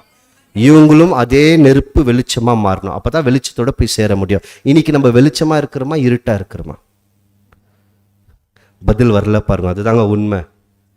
ஏன்னா நம்ம மனசுக்கே தெரியுது. அப்போ இப்ப நம்ம தேவனு கிட்ட இருக்கிறோம், ஆனாலும் செத்து போலியே. எப்படி எப்படி நெருப்பு சூரியனுக்கிட்ட இருந்தா என்ன ஆயிடணும்? ஆனா இன்னைக்கு கிட்ட இருக்கிறோமா? ஆனா எரிஞ்சு போல. ஆனா வெளிச்சமா இருக்கிறோமா? இல்ல. எதுலதான் இருக்கிறோம்? இன்னும் பாவத்துல தான் இருக்கிறோம். அதனாலதான் பழைய ஏற்பாட்டுல தேவன் என்ன பண்ணாருன்னா, நீ பரிசுத்த மகா பரிசுத்த ஸ்தலத்துக்குள்ள வரணும்னா அங்க என்னுடைய பிரசன்னம் இருக்கு. நீங்க பாவி கிட்ட வந்தா நீங்க எரிஞ்சிடுவீங்க, நீதி உங்களை தண்டிச்சிடும். ரத்தத்தை எடுத்துன்னு வாங்க. அப்போ ரத்தத்தை எடுத்துன்னு வந்தா உங்க உயிருக்கு பதிலாக யாருடைய உயிர் ஏற்றுக்கொள்ளப்படும்? அந்த ரத்தத்தில் இருக்கிற உயிர். இன்னைக்கு நம்ம அவர்கிட்ட இருந்தும் எரிஞ்சு போகாததுக்கு காரணம் கிறிஸ்துவின் ரத்தம். அந்த ரத்தம் மட்டும் அவர் எடுத்துட்டாருன்னா நம்ம கிட்ட கூட போகவே முடியாது, முட்டிவே முடியாதுன்னா. நம்ம தூரம் தான், வெளியே தான் நிற்கணும் நம்ம. அப்போ இந்த ரத்தம் எதை சுத்திகரிக்குதுன்னா அந்த ஆசாரியன் இது என்னன்னு பார்க்கலாம். அப்புறமா இந்த ரத்தத்தை எடுத்து எது மேலே தெளிக்குவாங்கன்னா அந்த வஸ்திரத்து மேலே தெளிக்குவாங்க. அதனால தான் இன்னைக்கு நம்ம அந்த வஸ்திரத்தை போட்டுக்கொண்டு நிற்கிறோமா. அதில் இருக்கிறதவங்க இந்த பொருள்கள் எல்லாமே பிரதான ஆசாரியன் லேவி இந்த இந்த எல்லா வஸ்திரத்து மேலேயும் என்ன பண்ணுவாங்கன்னா அந்த ரத்தம் தெளிக்கப்பட்ட உடனே அந்த பொருள்கள் எல்லாமே என்னன்னு பார்த்தீங்கன்னா பிரிச்செடுக்கப்பட்டது. யாருக்காக? யாருக்காக? தேவனுக்காக. அப்படின்னா அந்த பொருள்கள் எல்லாமே யாருடைய வேலையை மட்டும் செய்யும்? தேவனுடைய வேலையை மட்டும் செய்யும். ஒரு உதாரணம், அங்க பலிப்பீடம் இருந்துச்சா? அந்த பலிப்பீடத்துல போயிட்டு இவங்க தேவனுக்காக பலி செலுத்துவாங்க. இவங்க போயிட்டு கிரில் சிக்கன் பண்ணி சாப்பிடுவாங்களா? நான் புரிஞ்சுக்கிறதுக்கு சொல்றேன், அவங்க சொந்தத்துக்கு. அதுல போயிட்டு வேற எதுனா சமையல் செஞ்சு தண்ணியை சூடு பண்ணலாம், வெந்நீர் வைங்கன்னு சொல்லி அதை செய்து இவங்க ஆசாரிகள் அதை உட்கொள்ள முடியுமா? ஏன்? தேவன் என்ன சொல்வாரு? தண்டிச்சிடுவார். ஆமாவா இல்லையா? இப்ப நாம தேவனுக்காக பிரிச்செடுக்கப்பட்டவர்களா இல்லையா? பட்டவர்கள். அப்போ பிரிச்செடுக்கப்பட்டவர்கள் யாருடைய வேலையை மட்டும் செய்யணும்? நாம யாருடைய வேலையும் சேர்த்து செஞ்சு நிற்கிறோம்? அப்ப நம்ம பிரிச்செடுக்கப்பட்டவர்களா? வாசிக்கலாம் வசனம். யாத்திராகமம் 29ஆம் அதிகாரம் 21ஆம் வசனம். பலிபீடத்தின் மேலிருக்கும் இரத்தத்திலும் அபிஷேக தைலத்திலும் கொஞ்சம் எடுத்து ஆரோனும் அவன் வஸ்திரங்களும் அவனுடைய குமாரரும் அவர்களுடைய வஸ்திரங்களும் பரிசுத்தமாக்கும்படி அவன் மேலும் அவன் வஸ்திரத்தின் மேலும் அவனுடைய குமாரர் மேலும் அவர்களுடைய வஸ்திரங்கள் மேலும் தெளிப்பாயாக. இப்ப இந்த ரத்தத்தை என்ன பண்றாங்க? தெளிச்சிட்டாங்க. தெளிச்ச உடனே அவங்க என்ன ஆயிட்டாங்க? பரிசுத்தமாயிட்டு யாருக்காக பிரிச்சு எடுக்கப்பட்டாங்க? தேவனுடைய வேலைக்காக தனியாக பிரிச்சு எடுக்கப்பட்டாங்க. வந்துட்டாங்களா இல்லையோ? இப்ப நாம கூட யாருக்காக வந்திருக்கிறோம்? பிரிச்சு எடுக்கப்பட்டுட்டுமா? கிறிஸ்துவே சொல்றாரு இல்லைங்களா, நீங்கள் உலகத்தார் அல்ல, உலகத்துல இருந்து நான் என்ன பண்ணிருக்கிறவங்கள பிரிச்சு எடுத்துட்ட. அப்ப நாம கூட என்ன ஆயிட்டோம்னா வெளிய பிரிச்சு எடுக்கப்பட்டிருக்கிறோம். இதனால தான் எபிரேயர்ல திருப்பி 13ஆம் அதிகாரம் 12ஆம் வசனத்துல இயேசு கிறிஸ்துவோட ரத்தத்தை பத்தி திருப்பி பேசுவார். அதையும் மீண்டும் வாசிக்கலாம். அந்தபடியே இயேசுவும் தம்முடைய சொந்த இரத்தத்தினாலே ஜனத்தை பரிசுத்தம் செய்யும்படியாக நகர வாசலுக்கு புறம்பே பாடுபட்டார். இவர் எங்க பாடுபடுறாரு? நகர வாசலுக்கு புறம்பே விலையதான் பாடுபடுறார். இப்போ இந்த ரத்தம் கிடைச்சிச்சா? திருப்பி கவனிங்க. அந்த ஆசாரியனை பிரதிஷ்டை செய்யணும்னா என்ன பண்றாங்க? அந்த ரத்தத்தை முதல்ல எங்க தேய்க்கிறாங்க? காதின் மேல் தேய்ச்சாங்கன்னா இனிமேல அந்த ஆசாரியனுடைய காது யாருக்கு சொந்தம்? தேவனுக்கு சொந்தம். அப்ப அவருடைய பிரமாணத்துல என்ன சொல்லப்பட்டிருக்கோ அதை தான் இந்த ஆசாரியன் கேட்கணும். வேற மக்கள் இல்ல இந்த பிரமாணம் வேண்டாம், நான் சொல்றத நீ கேளு, அதன்படி நீ செய் அப்படின்னு சொன்னா அந்த ஆசாரியன் செய்யலாமா? கவனிக்கிறீங்களா? காதின் மேல் ரத்தம் பூசப்பட்டதுன்னா இனிமேல அந்த காது யாருக்கு சொந்தம்? ஆசாரியன். பழைய ஏற்பாட்டுல ஆசாரியன் யாரு பேச்சு கேட்கணும்? இப்போ அவருடைய பேச்சு தான் கேட்கணும். இப்போ இதன் போல நம்முடைய காதுகள் யாருக்கு சொந்தம்? காதுள்ளவன் கேட்க கடுவன். அப்ப இந்த காது யாருக்கு தான் சொந்தம்? தேவனுக்கு தான் சொந்தம். இந்த காது யார் சொல்றதான் கேட்கணும். ஆனா இன்னைக்கு யார் எனக்கு ஃபோன் பண்ணாலும் ஃபோன் பண்றவங்க பேச்செல்லாம் கேட்கிறேன். ஆமாவா இல்லையா? என்கிட்ட யார் பேசுறாங்க அவங்க சொல்றதெல்லாம் என்ன பண்ணுது? இந்த காது கேக்குது. மற்றவங்களை பத்தி சொன்ன உடனே இந்த காது உடனடியாக என்ன பண்ணுது? எங்க இருந்தாலும் தேடி போய் கேட்கும். ஆமாங்க, அவங்க முள்ளமா பேசினா கூட வேற எதுவுமே கேட்காது, இந்த வார்த்தைகள் மட்டும் என்னவோ நல்லா கேட்கும். மணி கணக்குல சத்தியத்தை கேட்கும் போது கண்களும் காதுகளும் மந்தமாயிடும். ஆனா நாட்கள் கணக்குல, மணி கணக்குட இல்ல, நாட்கள் கணக்குல மற்றவர்களை பத்தி பேசும்போது அதுக்கு மட்டும் காது எப்படி தெரியுங்களா இருக்கோ? தூக்கத்தை விட்டு கேட்கும். இரவு முழுவதும் போறேன்னு சொன்னா கூட வேண்டாம் உட்காரு, இன்னும் என்ன பண்ணலாம், ஏன்னா காதுக்கு என்ன இருக்குது? நல்லா இருக்கு அப்படின்ட்டு. இந்த காது யாருக்கு சொந்தம்னு நினைக்கணும்? தேவனுக்கு சொந்தம். அப்ப இந்த காது எதுக்கு தான் பயன்படுத்தணும்? அவருடைய வார்த்தை கேட்கறதுன்னு பயன்படுத்தணும். அப்ப ஏன் இந்த காதை எல்லாத்துக்கும் பயன்படுத்துறோம்? இன்னும் சில பேர் வாலிபர்கள் எப்படி நீங்க உங்களுக்கு தான் தெரியும், பாடல் கேட்கறதுக்கு காது, அதுல என்னென்ன பாட்டு வருதுன்னு தெரியாது, எல்லா பாட்டும் சேர்ந்து வரும். ஆமாங்க, தூங்கும் போது கூட கேட்டனே தூங்குவாங்க, காலை எந்திரிச்ச உடனே இதுதான் ஓடின்னு இருக்கும் காதுல. அப்போ எல்லாத்துக்குமே இந்த காது என்ன பண்றாங்கன்னா டிவி சீரியலுங்க. சிரிக்கிறீங்க, நான் பண்ண என்ன தெரியுங்களா அர்த்தம்? சரி, அப்போ இதுக்கெல்லாம் என்ன பண்ணுது? இந்த காது ரொம்ப கூர்ந்து கேட்குது. நம்ம மனசுல என்ன இருக்கணும்னா, இந்த காது இப்ப யாருக்காக பிரதிஷ்டை பண்ணப்பட்டிருக்கு? அப்ப இந்த காதுல என்னடா விழணும்? அவருக்கான வேலைகள் மட்டும் தாங்க விழணும். ஏன் நிறைய நேரத்தில் நம்மளால பண்ண முடிய மாட்டேன்னு தெரியுங்களா? இந்த மாம்சத்துக்கும் ஆவிக்கும் போராட்டமா உலகத்தில் இருக்கிறவங்களே இன்னைக்கு பண்றாங்க.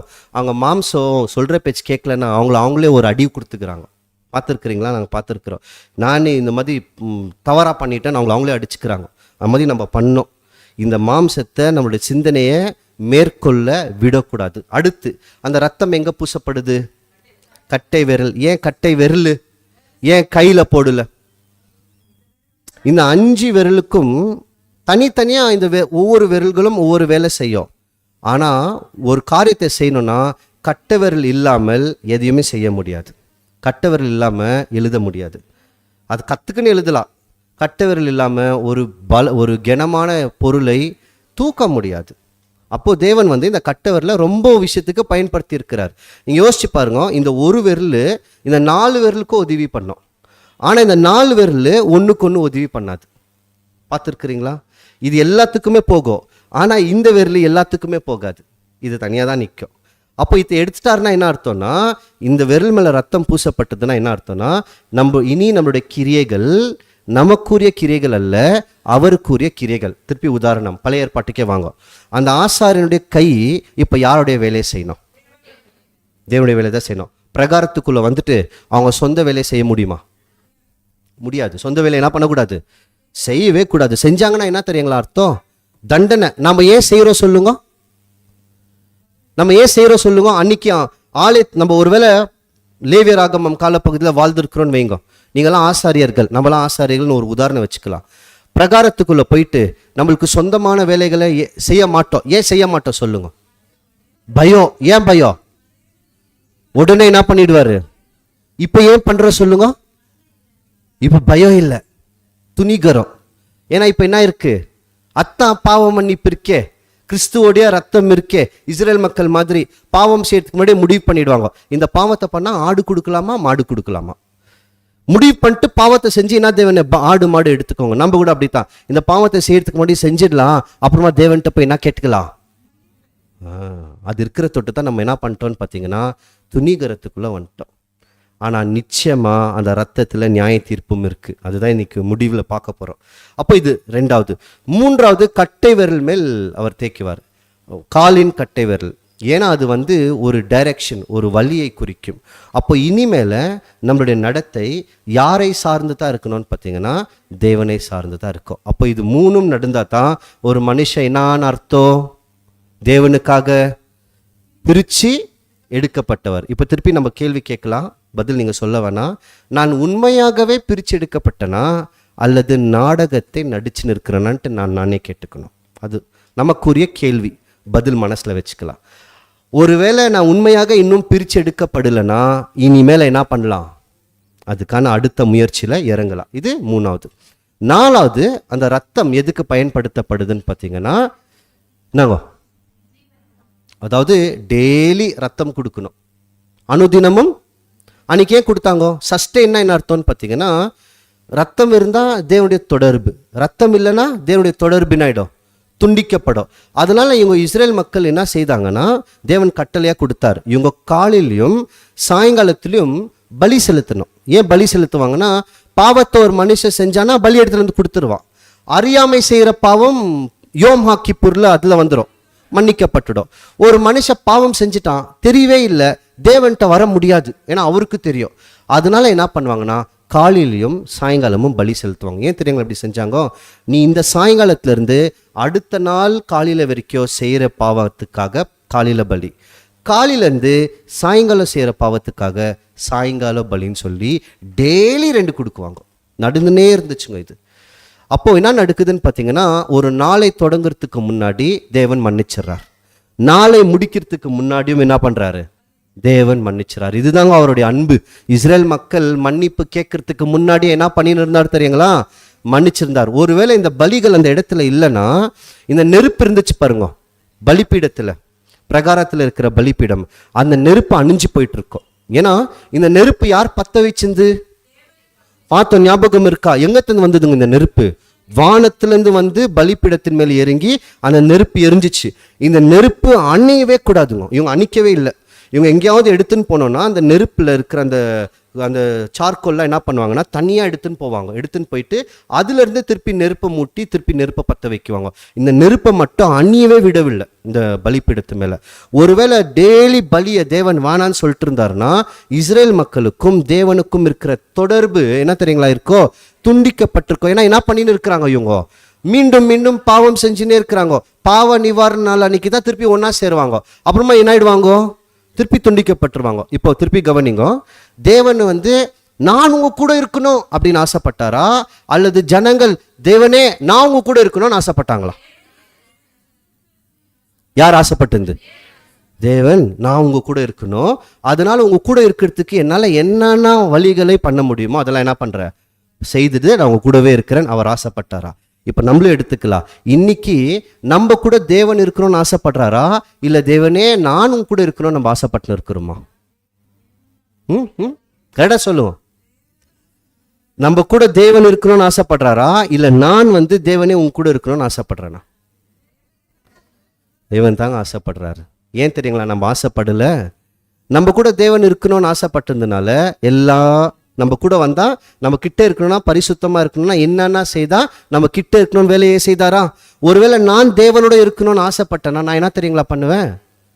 நான் உங்ககிட்ட வரணும்னா என்கிட்ட இருக்கிற என்னென்ன காரியங்களை நான் ஒதுக்கணும் அப்படின்னு சொல்லி ஒரு லிஸ்ட் போட்டு ஒதுக்கி வச்சிருக்கோம். அப்படி ஒதுக்கலைன்னா என்ன தெரியுங்களா அர்த்தம்? நான் இன்னமும் தேவனுக்கிட்ட போகணுன்ட்டு ஆசைப்படலைங்க. சும்மா சொல்லலாம் நான் தேவனுடைய வேலையை செய்கிறேன், உங்களை அன்பு செய்கிறேன்ட்டு. ஆனால் இன்னும் என்ன பண்ணலன்னா மனப்பூர்வமாக ஆசைப்படலை. ஆசைப்பட்டிருந்தா என்ன பண்ணியிருக்குவோம்? எல்லாத்தையுமே எடுத்து விலை விட்டுருக்குவோம். ஆனால் உள்ள இன்னும் இருக்கா? இருதயத்தில் இன்னும் வச்சுன்னு இருக்கிறோமா? ஆனாலும் என்ன பண்ணின்னு இருக்கிறோம்? கிட்டே இருக்கிறோம். அப்போ ஒரு கேள்வி வரும், அப்போ அவ்வளோ பரிசுத்தமாக யார் வாழ முடியும்? தேவனுக்கு நல்லா தெரியுங்க. நம்ம விழுந்து போன மாம்சத்தில் இருக்கிறோம், நம்ம விழுந்துனே தான் இருக்குவோம், ஒன்றும் பண்ண முடியாது. ஆனால் அதுக்கு ஒரு வழி வச்சார். என்ன வச்சாருன்னா, நம்ம பாவத்தை முழுமையாக அழிக்க முடியாது, பாவத்தை புதைக்க முடியும். வித்தியாசம் புரிஞ்சுக்கோங்க. இது பாவம்ன்றது மாம்சத்தில் வந்த பலவீனம், இதை அழிக்கவே முடியாது, புதைக்க முடியும். எப்படி புதைக்க முடியும்னா, தேவனுக்காக செய்கிற நற்கிரியைகள், அவருடைய வார்த்தைகள், நம்முடைய விசுவாசம் இதில் போட்டு புதைச்சி வைக்கணும். ஆனால் என்னைக்குனா ஒரு நாள் வந்துடும், அது வெளியே வரும். வந்த உடனே நம்மளுக்கு உணர்வுள்ள இருதயத்தை கொடுத்துருக்கிறார். அந்த இருதயம் என்ன சொல்லணும்னா, இல்லை இது தப்புன்னு. அப்போ உடனடியே என்ன பண்ணணும்? புதைச்சி வைக்கணும். அப்போ தேவன் என்ன பார்க்குறாருன்னா, நீங்கள் விரும்பி பாவம் செய்யல, உங்கள் மாம்சத்தின் நிமித்தமாக என்ன பண்ணுறீங்க? பாவம் செய்கிறீங்க. அப்போ அவங்களுக்கு நித்திய ஜீவன் கொடுக்குறாருங்க. அவருடைய மனசு என்னன்னா, நீங்கள் மாம்சத்தின் நிமித்தமாக தானே பாவம் செய்கிறீங்க, மாம்சத்தை எடுத்துட்டா நீங்கள் என்ன பண்ண மாட்டீங்க. ஏன்னா நீங்கள் பாவத்தை என்ன பண்ணல, விரும்பலை. அவங்களுக்கு தான் ஆவிக்குரிய சரீரத்தை கொடுக்குவார். அப்போ அவங்க என்ன பண்ண மாட்டாங்கன்னா, பாவத்தை செய்ய மாட்டாங்க, அதோட நிற்கும். இவங்க தான் அவங்க சபையாக மாறுவாங்க. இதை தேவனும் மனசில் வைத்தாராம். வசனத்தை வாசிக்கலாம். லேவியராகமம் 6ஆம் அதிகாரம் 12ஆம் வசனம். பலிபீடத்தின் மேலிருக்கிற அக்கினி அவியாமல் எரிந்து கொண்டிருக்க வேண்டும். ஆசாரியன் காலைதோறும் அதன் மேல் எரியும்படி கட்டைகளை போட்டு. புரியுதுங்களா? அப்போ அது நெருப்பினா கூடாது, அன்னிவே கூடாது. அதனால அவங்க என்ன பண்ண, ஆசாரியர்கள் கட்டைகளை போட்டு இந்த மாதிரி நெருப்பு எரிஞ்சுனே இருக்கணும். நெருப்பு அணிஞ்சிச்சுன்னா என்ன அர்த்தம்? தேவன் அவங்க கூட இல்லைன்னு அர்த்தம். ஐக்கியம் என்ன ஆயிடுச்சு? துண்டிக்கப்பட்டுச்சு. அப்ப நெருப்பு இருக்கிற வரைக்கும் ஐக்கியம் இருக்கும். நெருப்பு இருக்கணும்னா இவங்க என்ன செய்யணும்? அது மேல பலிகளை செலுத்தினே இருக்கணும். காலை தொடங்குறதுக்கு முன்னாடி ஒரு பலி, சாயங்காலம் முடிக்கிறதுக்கு முன்னாடி ஒரு பலி. அப்படின்னா நான் சாயங்காலத்துல இருந்து காலையில பண்ற பாவத்துக்காக ஒரு பலியும், பாவத்துல இருந்து காலையில இருந்து சாயங்காலம் பண்ற ஒரு பாவத்துக்காக இன்னொரு பலியும் கொடுத்துனே வந்தாங்களா? இப்போ அது பழைய ஏற்பாடு. அப்போ இன்னைக்கு நாம டெய்லி பாவம் பண்றோமா, இல்லை எப்பயாவது பாவம் பண்றோமா? டெய்லி பண்றோமா? ஆமா. அப்ப டெய்லி பண்றோம்னா, அப்ப டெய்லி நான் கொடுக்கணும். டெய்லி கொடுக்க முடியுமா? டெய்லி கிறிஸ்து வந்து சாக முடியுமா? இல்லை. ஆனா கிறிஸ்து என்ன பண்றாருன்னா, ஒரு விஷயம் இருக்கு. அந்த வசனத்தை படிக்கலாம். படிச்சு நான் ஒரு கேள்வி கேட்கிறேன். 2 வசனத்தை வாசிங்க. எபிரேயர் 10ஆம் அதிகாரம் 11-12 முதல். அன்றியும் எந்த ஆசாரியனும் நாள்தோறும் ஆராதனை செய்கிறவனாயும் பாவங்களை ஒரு காலம் நிவர்த்தி செய்யக்கூடாத ஒரேவித பலிகளை அநேகந்தரம் செலுத்தி வருகனாயும் நிற்பான். ஆசார் என்ன பண்றாரு? ஒரே பலிய செலுத்தினே வராரு. அடுத்த வசனம் 12. இவரோ பாவங்களுக்காக. யார் இந்த இவரு? கிறிஸ்துவும் பாவங்களுக்காக ஒரே பலியை செலுத்தி என்றென்றைக்கும் தேவனுடைய வலது பாரசத்தில் உட்கார்ந்து. இப்போ ஒரே பலியை செலுத்திட்டாரு. இப்ப எங்க உட்கார்ந்து இருக்கிறாரா? தேவனுடைய வலது பாரிசம். அது என்னன்றது கூட பார்க்கலாம். இப்போ அவர் உட்காந்துட்டாரு. இப்போ நம்ம அங்க பழைய ஏற்பாட்டு காலத்துல என்ன நடந்தது? பலி கொடுத்துனே இருந்தாங்க. ஏன் கொடுத்தாங்க? காலையிலையும் சாயங்காலையும் இவங்க பாவம் செய்யறதுக்கான பலி கொடுத்துனே இருந்தாங்க. இப்ப நாமளும் என்ன பண்ணின்னு இருக்கிறோம்? பாவம் செஞ்சுனே இருக்கிறோம். சட்டத்தின் பிரகாரம் என்ன கொடுக்கணும்? இப்போ ரத்தம் கொடுக்கணும். ஆனா கிறிஸ்து ஒரே தடவை தான் பலியானாரு. அப்ப இன்னைக்கு நம்மளுக்கு எப்படி மன்னிப்பு? நான் அந்த வசனத்துக்காகத்தான் வெயிட் பண்ணேன். நம்ம திருப்பி தப்பு பண்றோமா? அப்ப திருப்பி ரத்தத்தை அவர் கொடுக்க வேண்டிய அவசியம் இல்லை. அப்ப எப்படி மன்னிப்பு? நம்ம பாவம் இல்லைன்னு சொல்ல முடியுமா? இல்லை. அப்ப திருப்பி தப்பு பண்றோமா? பண்ணும் போது எப்படி மன்னிப்புனா, ஒரு வசனத்தை கொடுக்குற, அதுக்குரிய அர்த்தத்தை இன்னைக்கு புரிஞ்சுக்கலாம். ரோமர் 8ஆம் அதிகாரம் 34ஆம் வசனம். ஆக்கினைக்குள்ளாக தீர்க்கிறவன் யார்? கிறிஸ்துவே மரித்தவர், அவரே எழுந்தும் இருக்கிறார், அவரே தேவனுடைய வலது பாரசத்திலும் இருக்கிறவர், நமக்காக வேண்டுதல் செய்கிறவரும் அவரே. நமக்காக வேண்டுதல் செய்கிறவரும் அவரே. நான் 2 கண்ணோட்டம் கொடுக்குறேன். இப்போ நம்ம பாவம் பண்ணுறதுனால இயேசு கிறிஸ்து போய் பிதா பக்கத்தில் நின்று, பிதாவே உங்களை மன்னிச்சிடுங்கோ, பிதாவே உங்களை மன்னிச்சிடுங்கோ, இந்த வேண்டுதல் செஞ்சுன்னு இருக்கிறாரா? அல்லது கிறிஸ்து ரத்தத்தை கொடுத்ததுனால பிதா நம்மளை தண்டிக்கணும்னு நினைக்கும் போதெல்லாம் அந்த ரத்தம் நிற்கிதான்? நான் சொல்றது புரியுதுங்களா? நம்ம பண்ற தப்புக்கெல்லாம் இயேசு கிறிஸ்து போய் நின்று பக்கத்துல பிதாவே இவங்களை மன்னிச்சிடுங்க இவங்களை மன்னிச்சிடுங்கன்னு கேட்கிறாருன்னா, அப்போ 2ஆம் வருகையில வந்துட்டாருன்னா எப்படி போய் கேட்குவாரு? புரியுதா? அப்போ அனுதினம் நம்மளுடைய பாவத்துக்காக, எனக்கு ஏன் கிறிஸ்துன்னு சொல்லுதுன்னா கிறிஸ்துடைய ரத்தம் நிக்குது. அப்போ தேவன் நம்மளை தண்டிக்கணும்னு நினைக்கும் போது அங்க முன்னாடி என்ன நிக்குதுங்க?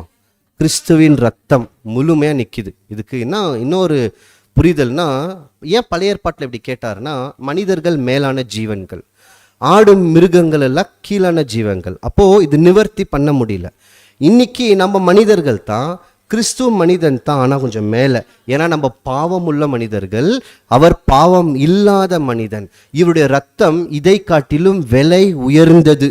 அப்போ என்ன செஞ்சிட்டார்னா, தேவனுடைய முழு நீதிக்கும் ரத்தத்தை கொடுத்துட்டார்.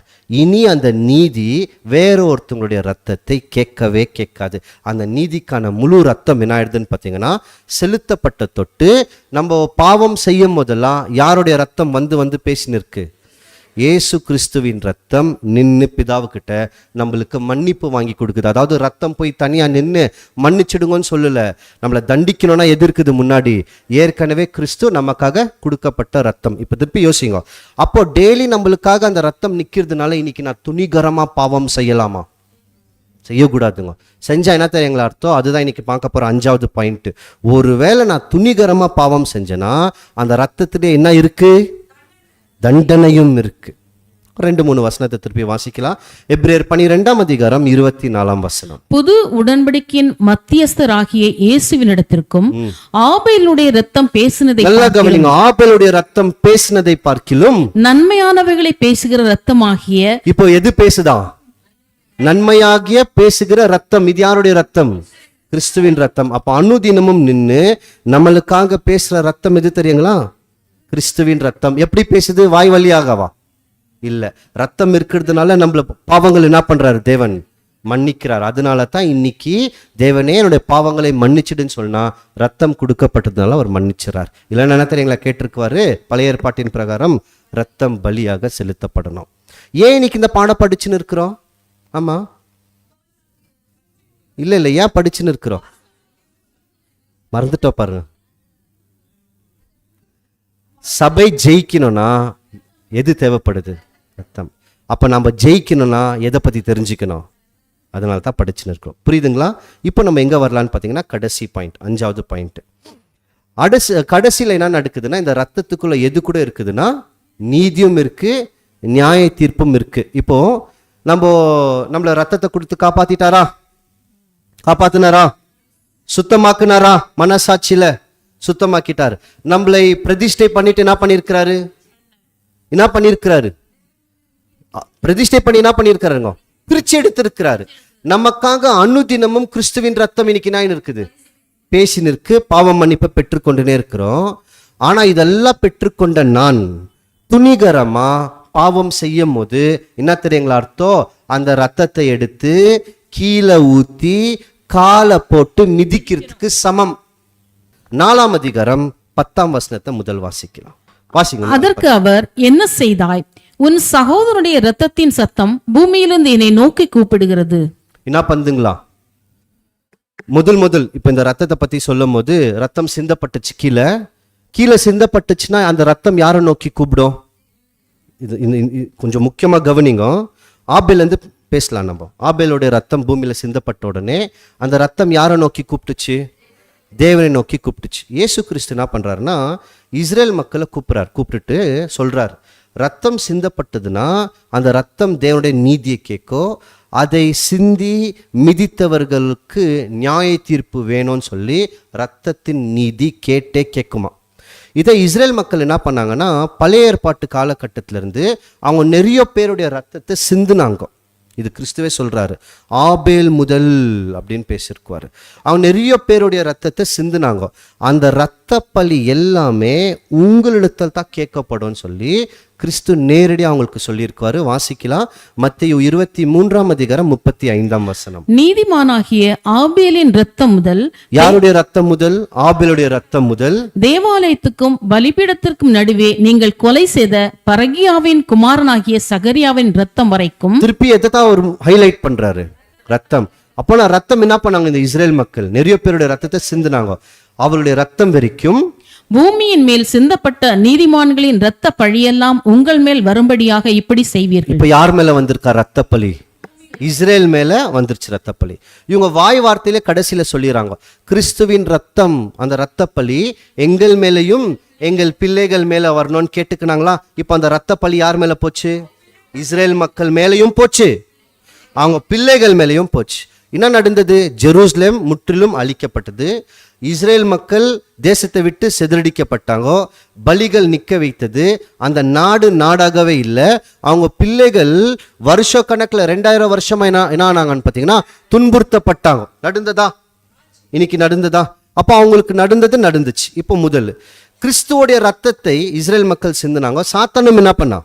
அவங்களை தூண்டி விட்டு சிந்தினா. அதனால சாத்தானுக்கும் என்ன கொடுத்தாருன்னா நியாய தீர்ப்பு கொடுத்தாரு. இப்போ நம்ம கிட்ட வரலாம். நாம இயேசு கிறிஸ்துவோடைய ரத்தத்தை இன்னைக்கு நாம சிந்துருமா?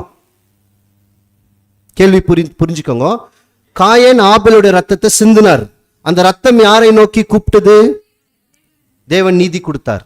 இஸ்ரேல் மக்கள் ஆபேல் முதல் ஜெக்கேரியா வரைக்கும் இருக்கிற ரத்த பழி, நீதிமான்களுடைய ரத்த பழி யார் மேல வந்தது? அவங்க ரத்தத்தை சிந்துனாங்களா? அவமதிச்சாங்களா? கீழே போட்டாங்களா? அதனால அவங்களுக்கு தண்டனை வந்துச்சா வரலையா? வந்துச்சு. இப்போ நம்மள காப்பாத்துற அதே ரத்தத்தை எடுத்து நான் கீழே ஊத்தி அவமதிச்சனா அந்த ரத்தம் யாரு தெரியுங்களா கூப்பிடும்? எனக்கு பாவ மன்னிப்புக்காக பேசின அதே ரத்தம் இப்ப அவங்கள தண்டினோம். வாசிக்கலாம் பாருங்க வசனம். எபிரேயர் 10ஆம் அதிகாரம் 29ஆம் வசனம். தேவனுடைய குமாரனை காலின் கீழ் மிதித்து தன்னை பரிசுத்தம் செய்த உடன்படிக்கையின் இரத்தத்தை அசுத்தம் என்று எண்ணி, இனாங்களா? தேவனுடைய குமாரனை காலின் கீழ் மிதித்து நம்மளை பரிசுத்தம் செய்த இரத்தத்தை அசுத்தம் என்று எண்ணி கிருபையின் ஆவியை நிந்திக்கிறவன் எவ்வளவு கொடிதான ஆக்கினைக்கு பாத்திரவனாய் இருப்பான் என்பதை யோசித்து பாருங்கள். அப்ப இயேசு கிறிஸ்துவ காலில் மிதிக்கிறோம்னா என்ன தெரியுங்களா அர்த்தம்? அவருடைய ரத்தத்தை காலில் போட்டு மிதிக்கிறோம். எப்படி மிதிக்கிறோம்? பரவாயில்ல விடு பார்த்துக்கலாம். இல்லைங்க அத்தா, பரவாயில்ல விடு பார்த்துக்கலாம். இப்படியெல்லாம் அவங்ககிட்ட பேசினாதாங்க முடியும். புரியுதுங்களா? நம்ம எப்போ அவருடைய பலியை அவமதிச்சு துணிகரமா பாவம் செய்யறோமோ, பாவம்னு தெரிஞ்சே புரிஞ்சே அறிஞ்சே நல்லா தெரியுது இது தப்புன்ட்டு தெரிஞ்சே பண்ணும் போது அதுக்கு என்ன சமம் தெரியுங்களா? கிறிஸ்துவை காலின் கீழ் போட்டு மிதிக்கிறதுக்கு சமம். அவருடைய ரத்தத்தை மிதிக்கிறோம். நல்லா கவனிங்க. ஆபேலுடைய ரத்தம் கீழே ஊத்தின உடனே அந்த ரத்தம் யாரை நோக்கி கூப்பிட்டுச்சு? இன்னைக்கு நம்மளை காப்பாத்துற ரத்தத்தை நம்ம கீழே போட்டு மிதிச்சா எந்த ரத்தம் காப்பாத்தோம்? எப்படி காப்பாத்தோம்? அந்த ரத்தத்தை தான் போட்டு என்ன பண்ணின்னு இருக்கிறேன் நான், மிதிச்சுன்னு இருக்கிறேன். அப்போ அங்கே காப்பாத்துறதுக்கு என்ன இல்லை? அப்போ தேவனுடைய தண்டனை யார் மேலே வரும்? மிதிக்கிறவர் மேலே வரும். நம்ம துணிகரமாய் தெரிஞ்சே பாவம் செய்கிற ஒவ்வொரு நேரமும் நல்லா புரிஞ்சுக்கலாங்க. நம்ம என்ன பண்றோம்னா அவர் நம்மளை காப்பாற்றி சுத்தமாக்கி பிரதிஷ்டை பண்ணி, அடுத்து சொல்லுங்க நீங்க தான் மறந்துட்டீங்களே அவ்வளோ சீக்கிரம். திருப்பி ஒரு லிஸ்ட் வாங்க. காப்பாத்தினாரா? அடுத்து என்ன பண்ணாரு? சுத்திகரிச்சார். 3வது என்ன பண்ணார்? பிரிச்சு எடுத்தார். 4வது அதான் பிரதிஷ்டை. 4வது என்ன பண்ணார்? நீங்க சொல்லணும். சஸ்டெயின் என்னங்கோ? அவரோட தொடர்புல இருக்கிறோம். அந்த ரத்தத்தை போட்டு நான் மிதிச்சான், தொடர்பும் துண்டிக்கப்படுது. அவரை விட்டு துருமும் போற, சுத்தமாக்கப்பட்ட நான் அசுத்தமாய் மாறுற, காப்பாற்றப்பட்ட நான் மீண்டும் ஆக்கினி தீர்ப்புக்கு உள்ளாகிறேன். இப்ப என்ன பண்ணலாம்? ரத்தத்தை மிதிக்கலாமா வேண்டாவா? மிதிக்க கூடாதுன்னா என்ன பண்ணக்கூடாது? துணிகரமாய் பாவம் செய்யக்கூடாது. துணிகரமான பாவம்னா என்ன? தெரிஞ்சே இது தப்புன்னு தெரிஞ்சே உணர்ந்தே அறிவெல்லாம் புரிஞ்சே பாவத்தை செய்கிறோம் பாருங்க. அப்போ செய்யும்போது யாருடைய ரத்தத்தை காலின் கீழ் மிதிக்கிறோம்? கிறிஸ்துவின் ரத்தம். அந்த ரத்தத்தை மிதிச்சா அந்த ரத்தம் யாரை நோக்கி கூப்பிடும்? அதனால தான் எபிரேயர்ல பவுல் ஆபேலோடைய ரத்தத்தையும் கிறிஸ்துவோடைய ரத்தத்தையும் ஒப்பிட்டு பேசுவார். ரெண்டுமே ஒப்பிட்டு பேசுவார். இதுல இன்னொரு விஷயம் கூட இருக்கு, அது பார்த்து முடிச்சிடலாம். 1 மணி நேரத்துக்கிட்ட வந்துட்டோம். பழைய ஏற்பாட்டு காலகட்டத்தில் இந்த ரத்தத்தை குறித்து ஒரு நியாயப்பிரமாணத்தை தேவன் வச்சார். சின்ன சம்பவம் தான். அதுக்கு பேர் அடைக்கல பட்டணம் அப்படின்னு சொல்லிப்பட்ட ஒரு காரியம். அது அடைக்கல பட்டணம் என்னன்னா, ஒரு மனுஷன் தெரியாமல் யாரையோ ஒருத்தரை போய் கொலை செஞ்சிட்டாரு. அதாவது கொலை செய்யணுன்ற நோக்கம் இல்லை, ஏதோ ஒரு அடிதடியில் ஏதோ ஒன்று தெரியாமல் செஞ்சிட்டாரு. சாகடிக்கணுன்ற நோக்கம் இல்லை, அவர் செத்துட்டாரு. இப்போ அந்த சாகடிக்கப்பட்ட மனிதனுடைய உறவினர்கள் இருக்குவாங்க பாருங்க, செத்துப்போன மனிதனுடைய உறவினர். அந்த உறவினர் என்ன பண்ணலான்னா இந்த மனுஷனை பழி வாங்கலாம். ஏன்னா ஜீவனுக்கு ஜீவன், அப்போ கொலைக்கு கொலை, பழி வாங்கலாம். ஆனால் இந்த மனுஷன் வந்து தப்பு செய்யலை, ஏதோ தவறாக என்ன பண்ணிட்டாரு, பை மிஸ்டேக்காக இவர் செஞ்சிட்டார். அப்போ இவர் என்ன பண்ணுவாருன்னு பார்த்தீங்கன்னா அங்கேருந்து ஓடி அடைக்கல பட்டணம்னு இருக்கும், ரெஃப்யூஜ் சிட்டி. 6 அடைக்கல பட்டணம் தேவன் கொடுத்தார். அதில் ஏதாவது ஒரு அடைக்கல பட்டணத்துக்கு இவங்க ஓடிடுவாங்க. ஓடிட்டாங்கன்னா இதுக்கெல்லாம் வசனம் இருக்குது, நீங்கள் குறிச்சிக்கோங்க. என்னாகமம் 35ஆம் அதிகாரம், அந்த 35ஆம் அதிகாரத்தில் உங்களுக்கு இந்த சம்பவம் வரும். இப்போது இவங்க எங்கே ஓடிடுவார்னா இந்த மனுஷன் வந்து இந்த அடைக்கல பட்டணத்துக்கு ஓடிடுவார். அடைக்கல பட்டணத்தில் யார் இருக்குவாங்கோ, பிரதான ஆசாரியர்னு இருக்காங்க. நான் சொல்கிறது கவனிங்க, முடிவுக்கு வந்துட்டோம். பிரதான ஆசாரியர் அடைக்கல பட்டணத்தில் இருக்குவாங்க.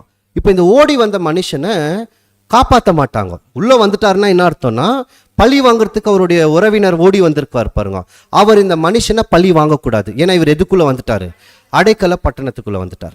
இப்போ இந்த பிரதான ஆசாரியர் என்ன பண்ணுவார்னா வந்து விசாரிக்குவார். நீ தெரிஞ்சு பண்ணியா, திட்டமிட்டு பண்ணியா, தெரியாம பண்ணிட்டியான்னு சொல்லி சாட்சிகள்லாம் கூப்பிட்டு விசாரிக்குவார். இந்த மனுஷன் என்ன பண்ணோன்னு பார்த்தீங்கன்னா தான் ஓடி வந்துட்டாரு இந்த மனுஷன் எது வரைக்கும் அடைக்கல பட்டணத்துக்குள்ளே இருக்குவார்னா, ஒன்று இவர் செய்த குற்றம் நிரூபிக்கப்படணும். ஒருவேளை இவர் தப்பு பண்ணிட்டாருன்னு சொல்லி தெரிஞ்சிச்சுன்னா இவருக்கு தண்டனை தான். ஆனால் இன்னும் நிரூபிக்கப்படலைன்னா அந்த மனுஷன் எங்கே இருக்கலாம்னா அந்த அடைக்கல பட்டணத்துக்குள்ளவே இருக்கலாம். எது வரைக்கும் இருக்குவாங்கன்னா இந்த பிரதான ஆசாரியர் செத்து போகிற வரைக்கும் அங்கே தான் இருக்கணும்.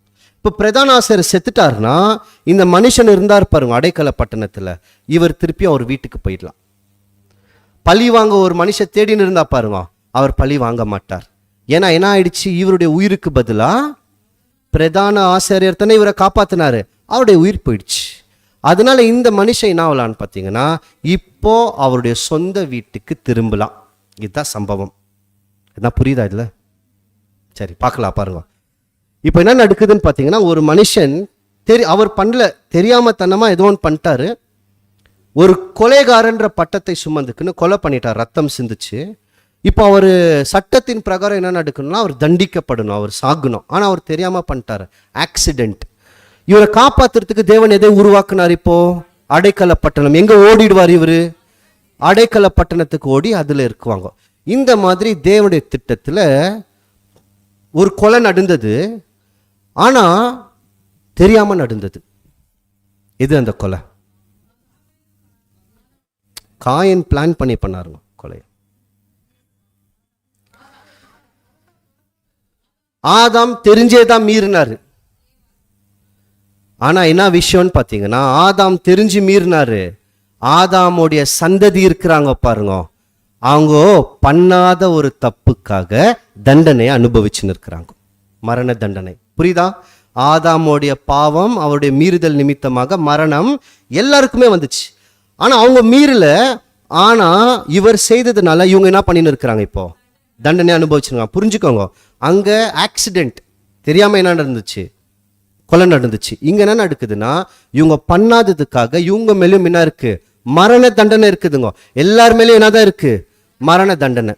இப்ப தேவன் என்ன பண்றாருன்னா, சரி உங்க மேல மரண தண்டனையை நீங்க சுமந்துக்கு என்ன பண்ணின்னு இருக்கிறீங்க, நீங்க ஓடின்னு இருக்கிறீங்க, உங்களுக்கு நான் ஒரு அடைக்கல பட்டணத்தை கொடுக்குறேன்னு சொல்லி ஒரு கூட்டத்தாரை மட்டும் தேர்ந்தெடுத்து அவங்கள காப்பாத்துறதுக்கு அடைக்கல பட்டணம் கொடுத்தாராம். கொடுத்து என்ன சொன்னாருன்னா, இதுக்குள்ள நீங்க இருக்கிற வரைக்கும் ஜீவன், இதை விட்டு வெளியே போயிட்டீங்கன்னா மரணம்னாராம். எது அந்த பட்டணம்? கிறிஸ்துக்கு இருக்கு அடைக்கலம்னு வசனம் இருக்கு, தேவனுக்கும் இருக்கு அடைக்கலம்ன்ட்டு. அவங்க எப்பவுமே நம்மளுக்கு அடைக்கலம் தான். ஆனா ஒரு அடைக்கல பட்டணத்தை கொடுத்தாரா, இதை விட்டு வெளியே போனா மரணம், உள்ள இருந்தா ஜீவன். அதான் அந்த சட்டம். நானே சொல்லிட்ட பார்க்க போனா அது எதுன்ட்டு. எதா இருக்க முடியும்? நான் இன்னொரு வாட்டி சொல்றேன், திருப்பி க்ளூ கொடுக்குறேன். இப்போ மனித குலத்தை தேவன் காப்பாற்றணும், அதனால ஒரு அடைக்கல பட்டணத்தை போல ஒன்று கொடுத்தார். கொடுத்துனா சொன்னாருன்னா, இதுக்குள்ள இருக்கிற வரைக்கும் உங்களுக்கு உயிர்ப்பா, இதை விட்டு வெளியே போயிட்டீங்கன்னா நீங்க செத்துருவீங்கன்னார். எது எது இது தெரியுங்களா? நியாயப்பிரமாணம். ஃபர்ஸ்ட் அத்தா கொடுத்தார். நீங்க நியாய பிரமாணத்துக்குள்ளோ கை கொள்ற வரைக்கும் ஜீவன், இதன்படி செய்கிறவன் இவைகளால் பிழைப்பான். ஆனா எல்லாருமே என்ன தெரியுங்களாயிட்டாங்கோ, அப்பப்போ வெளியே போயிட்டு வந்திருந்தாங்க. அதனால என்ன ஆயிட்டாங்க, மரணத்துல மாட்டினாங்க. போவாதவர் ஒரே ஒருத்தர் தான், இயேசு கிறிஸ்து மட்டும் தான். அவர் நியாயப்பிரமாணத்தை முழுவதும் நிறைவேற்றினார். வசனம் இருக்கு, அதனால தான் சொல்றேன். கலாத்தியர் 3:23. ஆதலால் விசுவாசம் வருகிறதற்கு முன்னே வெளிப்பட போகிற விசுவாசத்திற்கு ஏதுவாக நாம் அடைக்கப்பட்டவர்களாய் நியாய பிரமாணத்தின் கீழ் காவல் பண்ணப்பட்டிருக்கிறோம். எப்படி இருந்தாங்களா? காவல் உள்ளதான். இவங்க காவல்ல இருந்தாங்க. ஏன் அடைக்கப்பட்டாங்கன்னா, அடைக்கல பட்டணத்தை விட்டு இவங்க வெளியே போக முடியாது. ஃப்ரீடம் கொஞ்சம் கம்மி, உள்ளதான் இருக்கணும். வெளியே போயிட்டா என்ன ஆயிடும், செத்துருவாங்க. அந்த மாதிரி தான் நியாயப்பிரமாணம் என்ன பண்ணின்னு இருந்துச்சுன்னு பார்த்தீங்கன்னா, நம்மளை கார்டு பண்ணின்னு இருந்துச்சான். Placed under guard by the law. நம்மளை என்ன பண்ணின்னு இருந்துச்சு, உள்ள காப்பாத்தின்னு இருந்துச்சு. ஆனாலும் வெளியே போனோம்னா இவர் சொந்த வீட்டுக்கு போனோம். மனிதர்களுடைய சொந்த வீடு எது? கரெக்டா? தேவனுடைய ஐக்கியத்தில் இருக்கிறது தான் அந்த சொந்த வீடு. தேவனுடைய தொடர்பு, நித்திய வீடுலாம் நம்ம பார்த்துருக்கிறோம். அந்த வீடு துண்டிக்கப்பட்டு தூரம் வந்தாச்சு. வெளியே வந்தா என்ன கிடைக்கும், மரணம் துரத்தினே இருக்கு. அதாவது தேவன் என்ன கொடுத்தாருன்னா, ஒரு பிரமாணத்தை கொடுத்துட்டு அடைக்கல பட்டணம் உள்ள வந்துருன்ட்டாரு.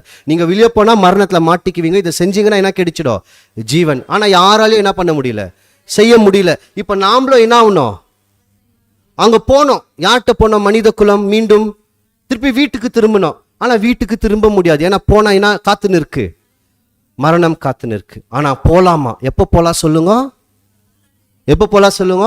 அந்த அதே அடைக்கல பட்டணத்துக்குள்ள இருக்கிற பிரதான ஆசாரியர் செத்துட்டார்னா போலாம். இப்போ பிரதான ஆசாரியர் யார்? அவரும் அதே அடைக்கல பட்டணத்துல நியாய பிரமாணத்துக்குள் வந்த பிரதான ஆசாரியர். அவருடைய மரணத்தின் மூலியமாக திருப்பி கதவு திறக்கப்படுது. அந்த திரைசீலை கிழிக்கப்பட்டு காமிக்கப்படுது. இப்போ நீங்க எங்க போலாம், நீங்க திருப்பி தேவனுக்கிட்ட போலாம், ஜீவனுக்குள்ள போலான்னு சொல்லி பிரதான ஆசாரியருடைய மரணத்துக்கு பின்னாடி அந்த மனுஷன் அவருடைய வீட்டுக்கு போலாம். அந்த பழி வாங்கக்கூடியவர் பழி வாங்க கூடாது. இப்போ பிரமாணத்தின் பிரகாரம் பிரதான ஆசாரியர் கிறிஸ்து மரிச்சிட்டாரு. இப்போ நாம எங்க போலாம், நாம தேவனுக்கிட்ட போலாம், நம்முடைய வீட்டுக்கு திரும்பி போகலாம். பவுல் சொல்றார், வாசிக்கலாம். ரோமர் 5:1. இவ்விதமாக நாம் விசுவாசத்தினாலே நீதிமான்கள் ஆக்கப்பட்டிருக்கிறபடியால் நம்முடைய கர்த்தராகிய இயேசு கிறிஸ்து மூலமாய் தேவனிடத்தில் சமாதானம் பெற்றிருக்கிறோம். இப்ப என்ன வந்துச்சுங்களா, நம்மளுக்கு சமாதானம் வந்துச்சு. யார் மூலியமா? இயேசு கிறிஸ்து மூலியமா. இப்ப நம்ம யார்கிட்ட போக முடியும், தேவன் அந்த பிதா கிட்ட போக முடியும். வாசிக்கலாம், எபேசியர் 2:18. அந்தபடியே நாம் இரு திறத்தாரும் ஒரே ஆவியினாலே பிதாவினிடத்தில் சேரும் சலாக்கியத்தை அவர் மூலமாய் பெற்றிருக்கிறோம். யார் மூலியமா நம்ம பெற்றிருக்கிறோம்? கிறிஸ்து மூலியமா. யாரிடத்தில் சேருகிற ஸ்லாக்கியம்? பிதாவிடத்தில் சேருகிற ஸ்லாக்கியம் நமக்கு இப்போ கொடுத்திருக்கு. கடைசி வசனம் எபேசியர் 2:13. முன்னே தூரமாயிருந்த நீங்கள், இப்ப எப்படி இருந்தோம், நம்ம தூரமா இருந்த நாம இப்பொழுது கிறிஸ்து இயேசுவுக்குள் கிறிஸ்துவின் இரத்தத்தினாலே சமீபமானீர்கள். இப்ப என்ன வந்துட்டுமா, கிறிஸ்துடைய ரத்தத்தினால சமீபம் கிட்ட வந்துட்டுமா. இப்போ இந்த ரத்தத்தை காலில் போட்டு மிதிக்கலாமா? பாருங்க, நம்ம அவர்கிட்ட போய் சேரணும்ன்ட்டு எவ்வளோ வேலைகள் செஞ்சிருக்கிறார் பாருங்க. நம்ம வெறும் ரத்தம் பார்த்துட்டு போயிடுவோம். அவர் ரத்தத்தை கொடுத்தாரு, நம்ம என்ன ஆயிட்டோம், காப்பாற்றப்பட்டோம். ஆனால் அதை ரத்தத்தை வச்சு என்னென்ன செஞ்சுன்னு இருக்கிறார் பாருங்க. ரத்தத்தை வைத்து நம்மளை காப்பாத்தினாரு, அதே ரத்தத்தை வைத்து நம்மளை சுத்தமாக்குறாரு, அதே ரத்தத்தை வைத்து நம்மளை பிரதிஷ்டையும் பண்றாரு. அதே ரத்தத்தினால அனுதினமும் தேவனுக்கும் நம்மளுக்கும் என்ன இருக்கு, தொடர்பு இருக்கு. அதே ரத்தம் அடைக்கல பட்டணத்துக்குள்ளத்துல இருந்து நம்மளை மீண்டும் என்ன பண்றாரு, அவரிடத்தில் கொண்டு வந்து சேர்க்கிறாரு. அப்போ இவ்வளோ வேலைகளை செய்யற இந்த ரத்தத்தை நாம் கால்கள் கீழ் போட்டு மிதிக்கலாமான்றது தான் கேள்வி. இதுதான் இந்த பாடத்தோடைய ஒரு முடிவு. கால்கள் கீழ் போட்டு மிதிக்கிறோன்னா என்ன அர்த்தம்? மீண்டும் மீண்டும் தெரிஞ்சே புரிஞ்சே அறிஞ்சே பாவத்தை விரும்பியே செய்கிறோம்.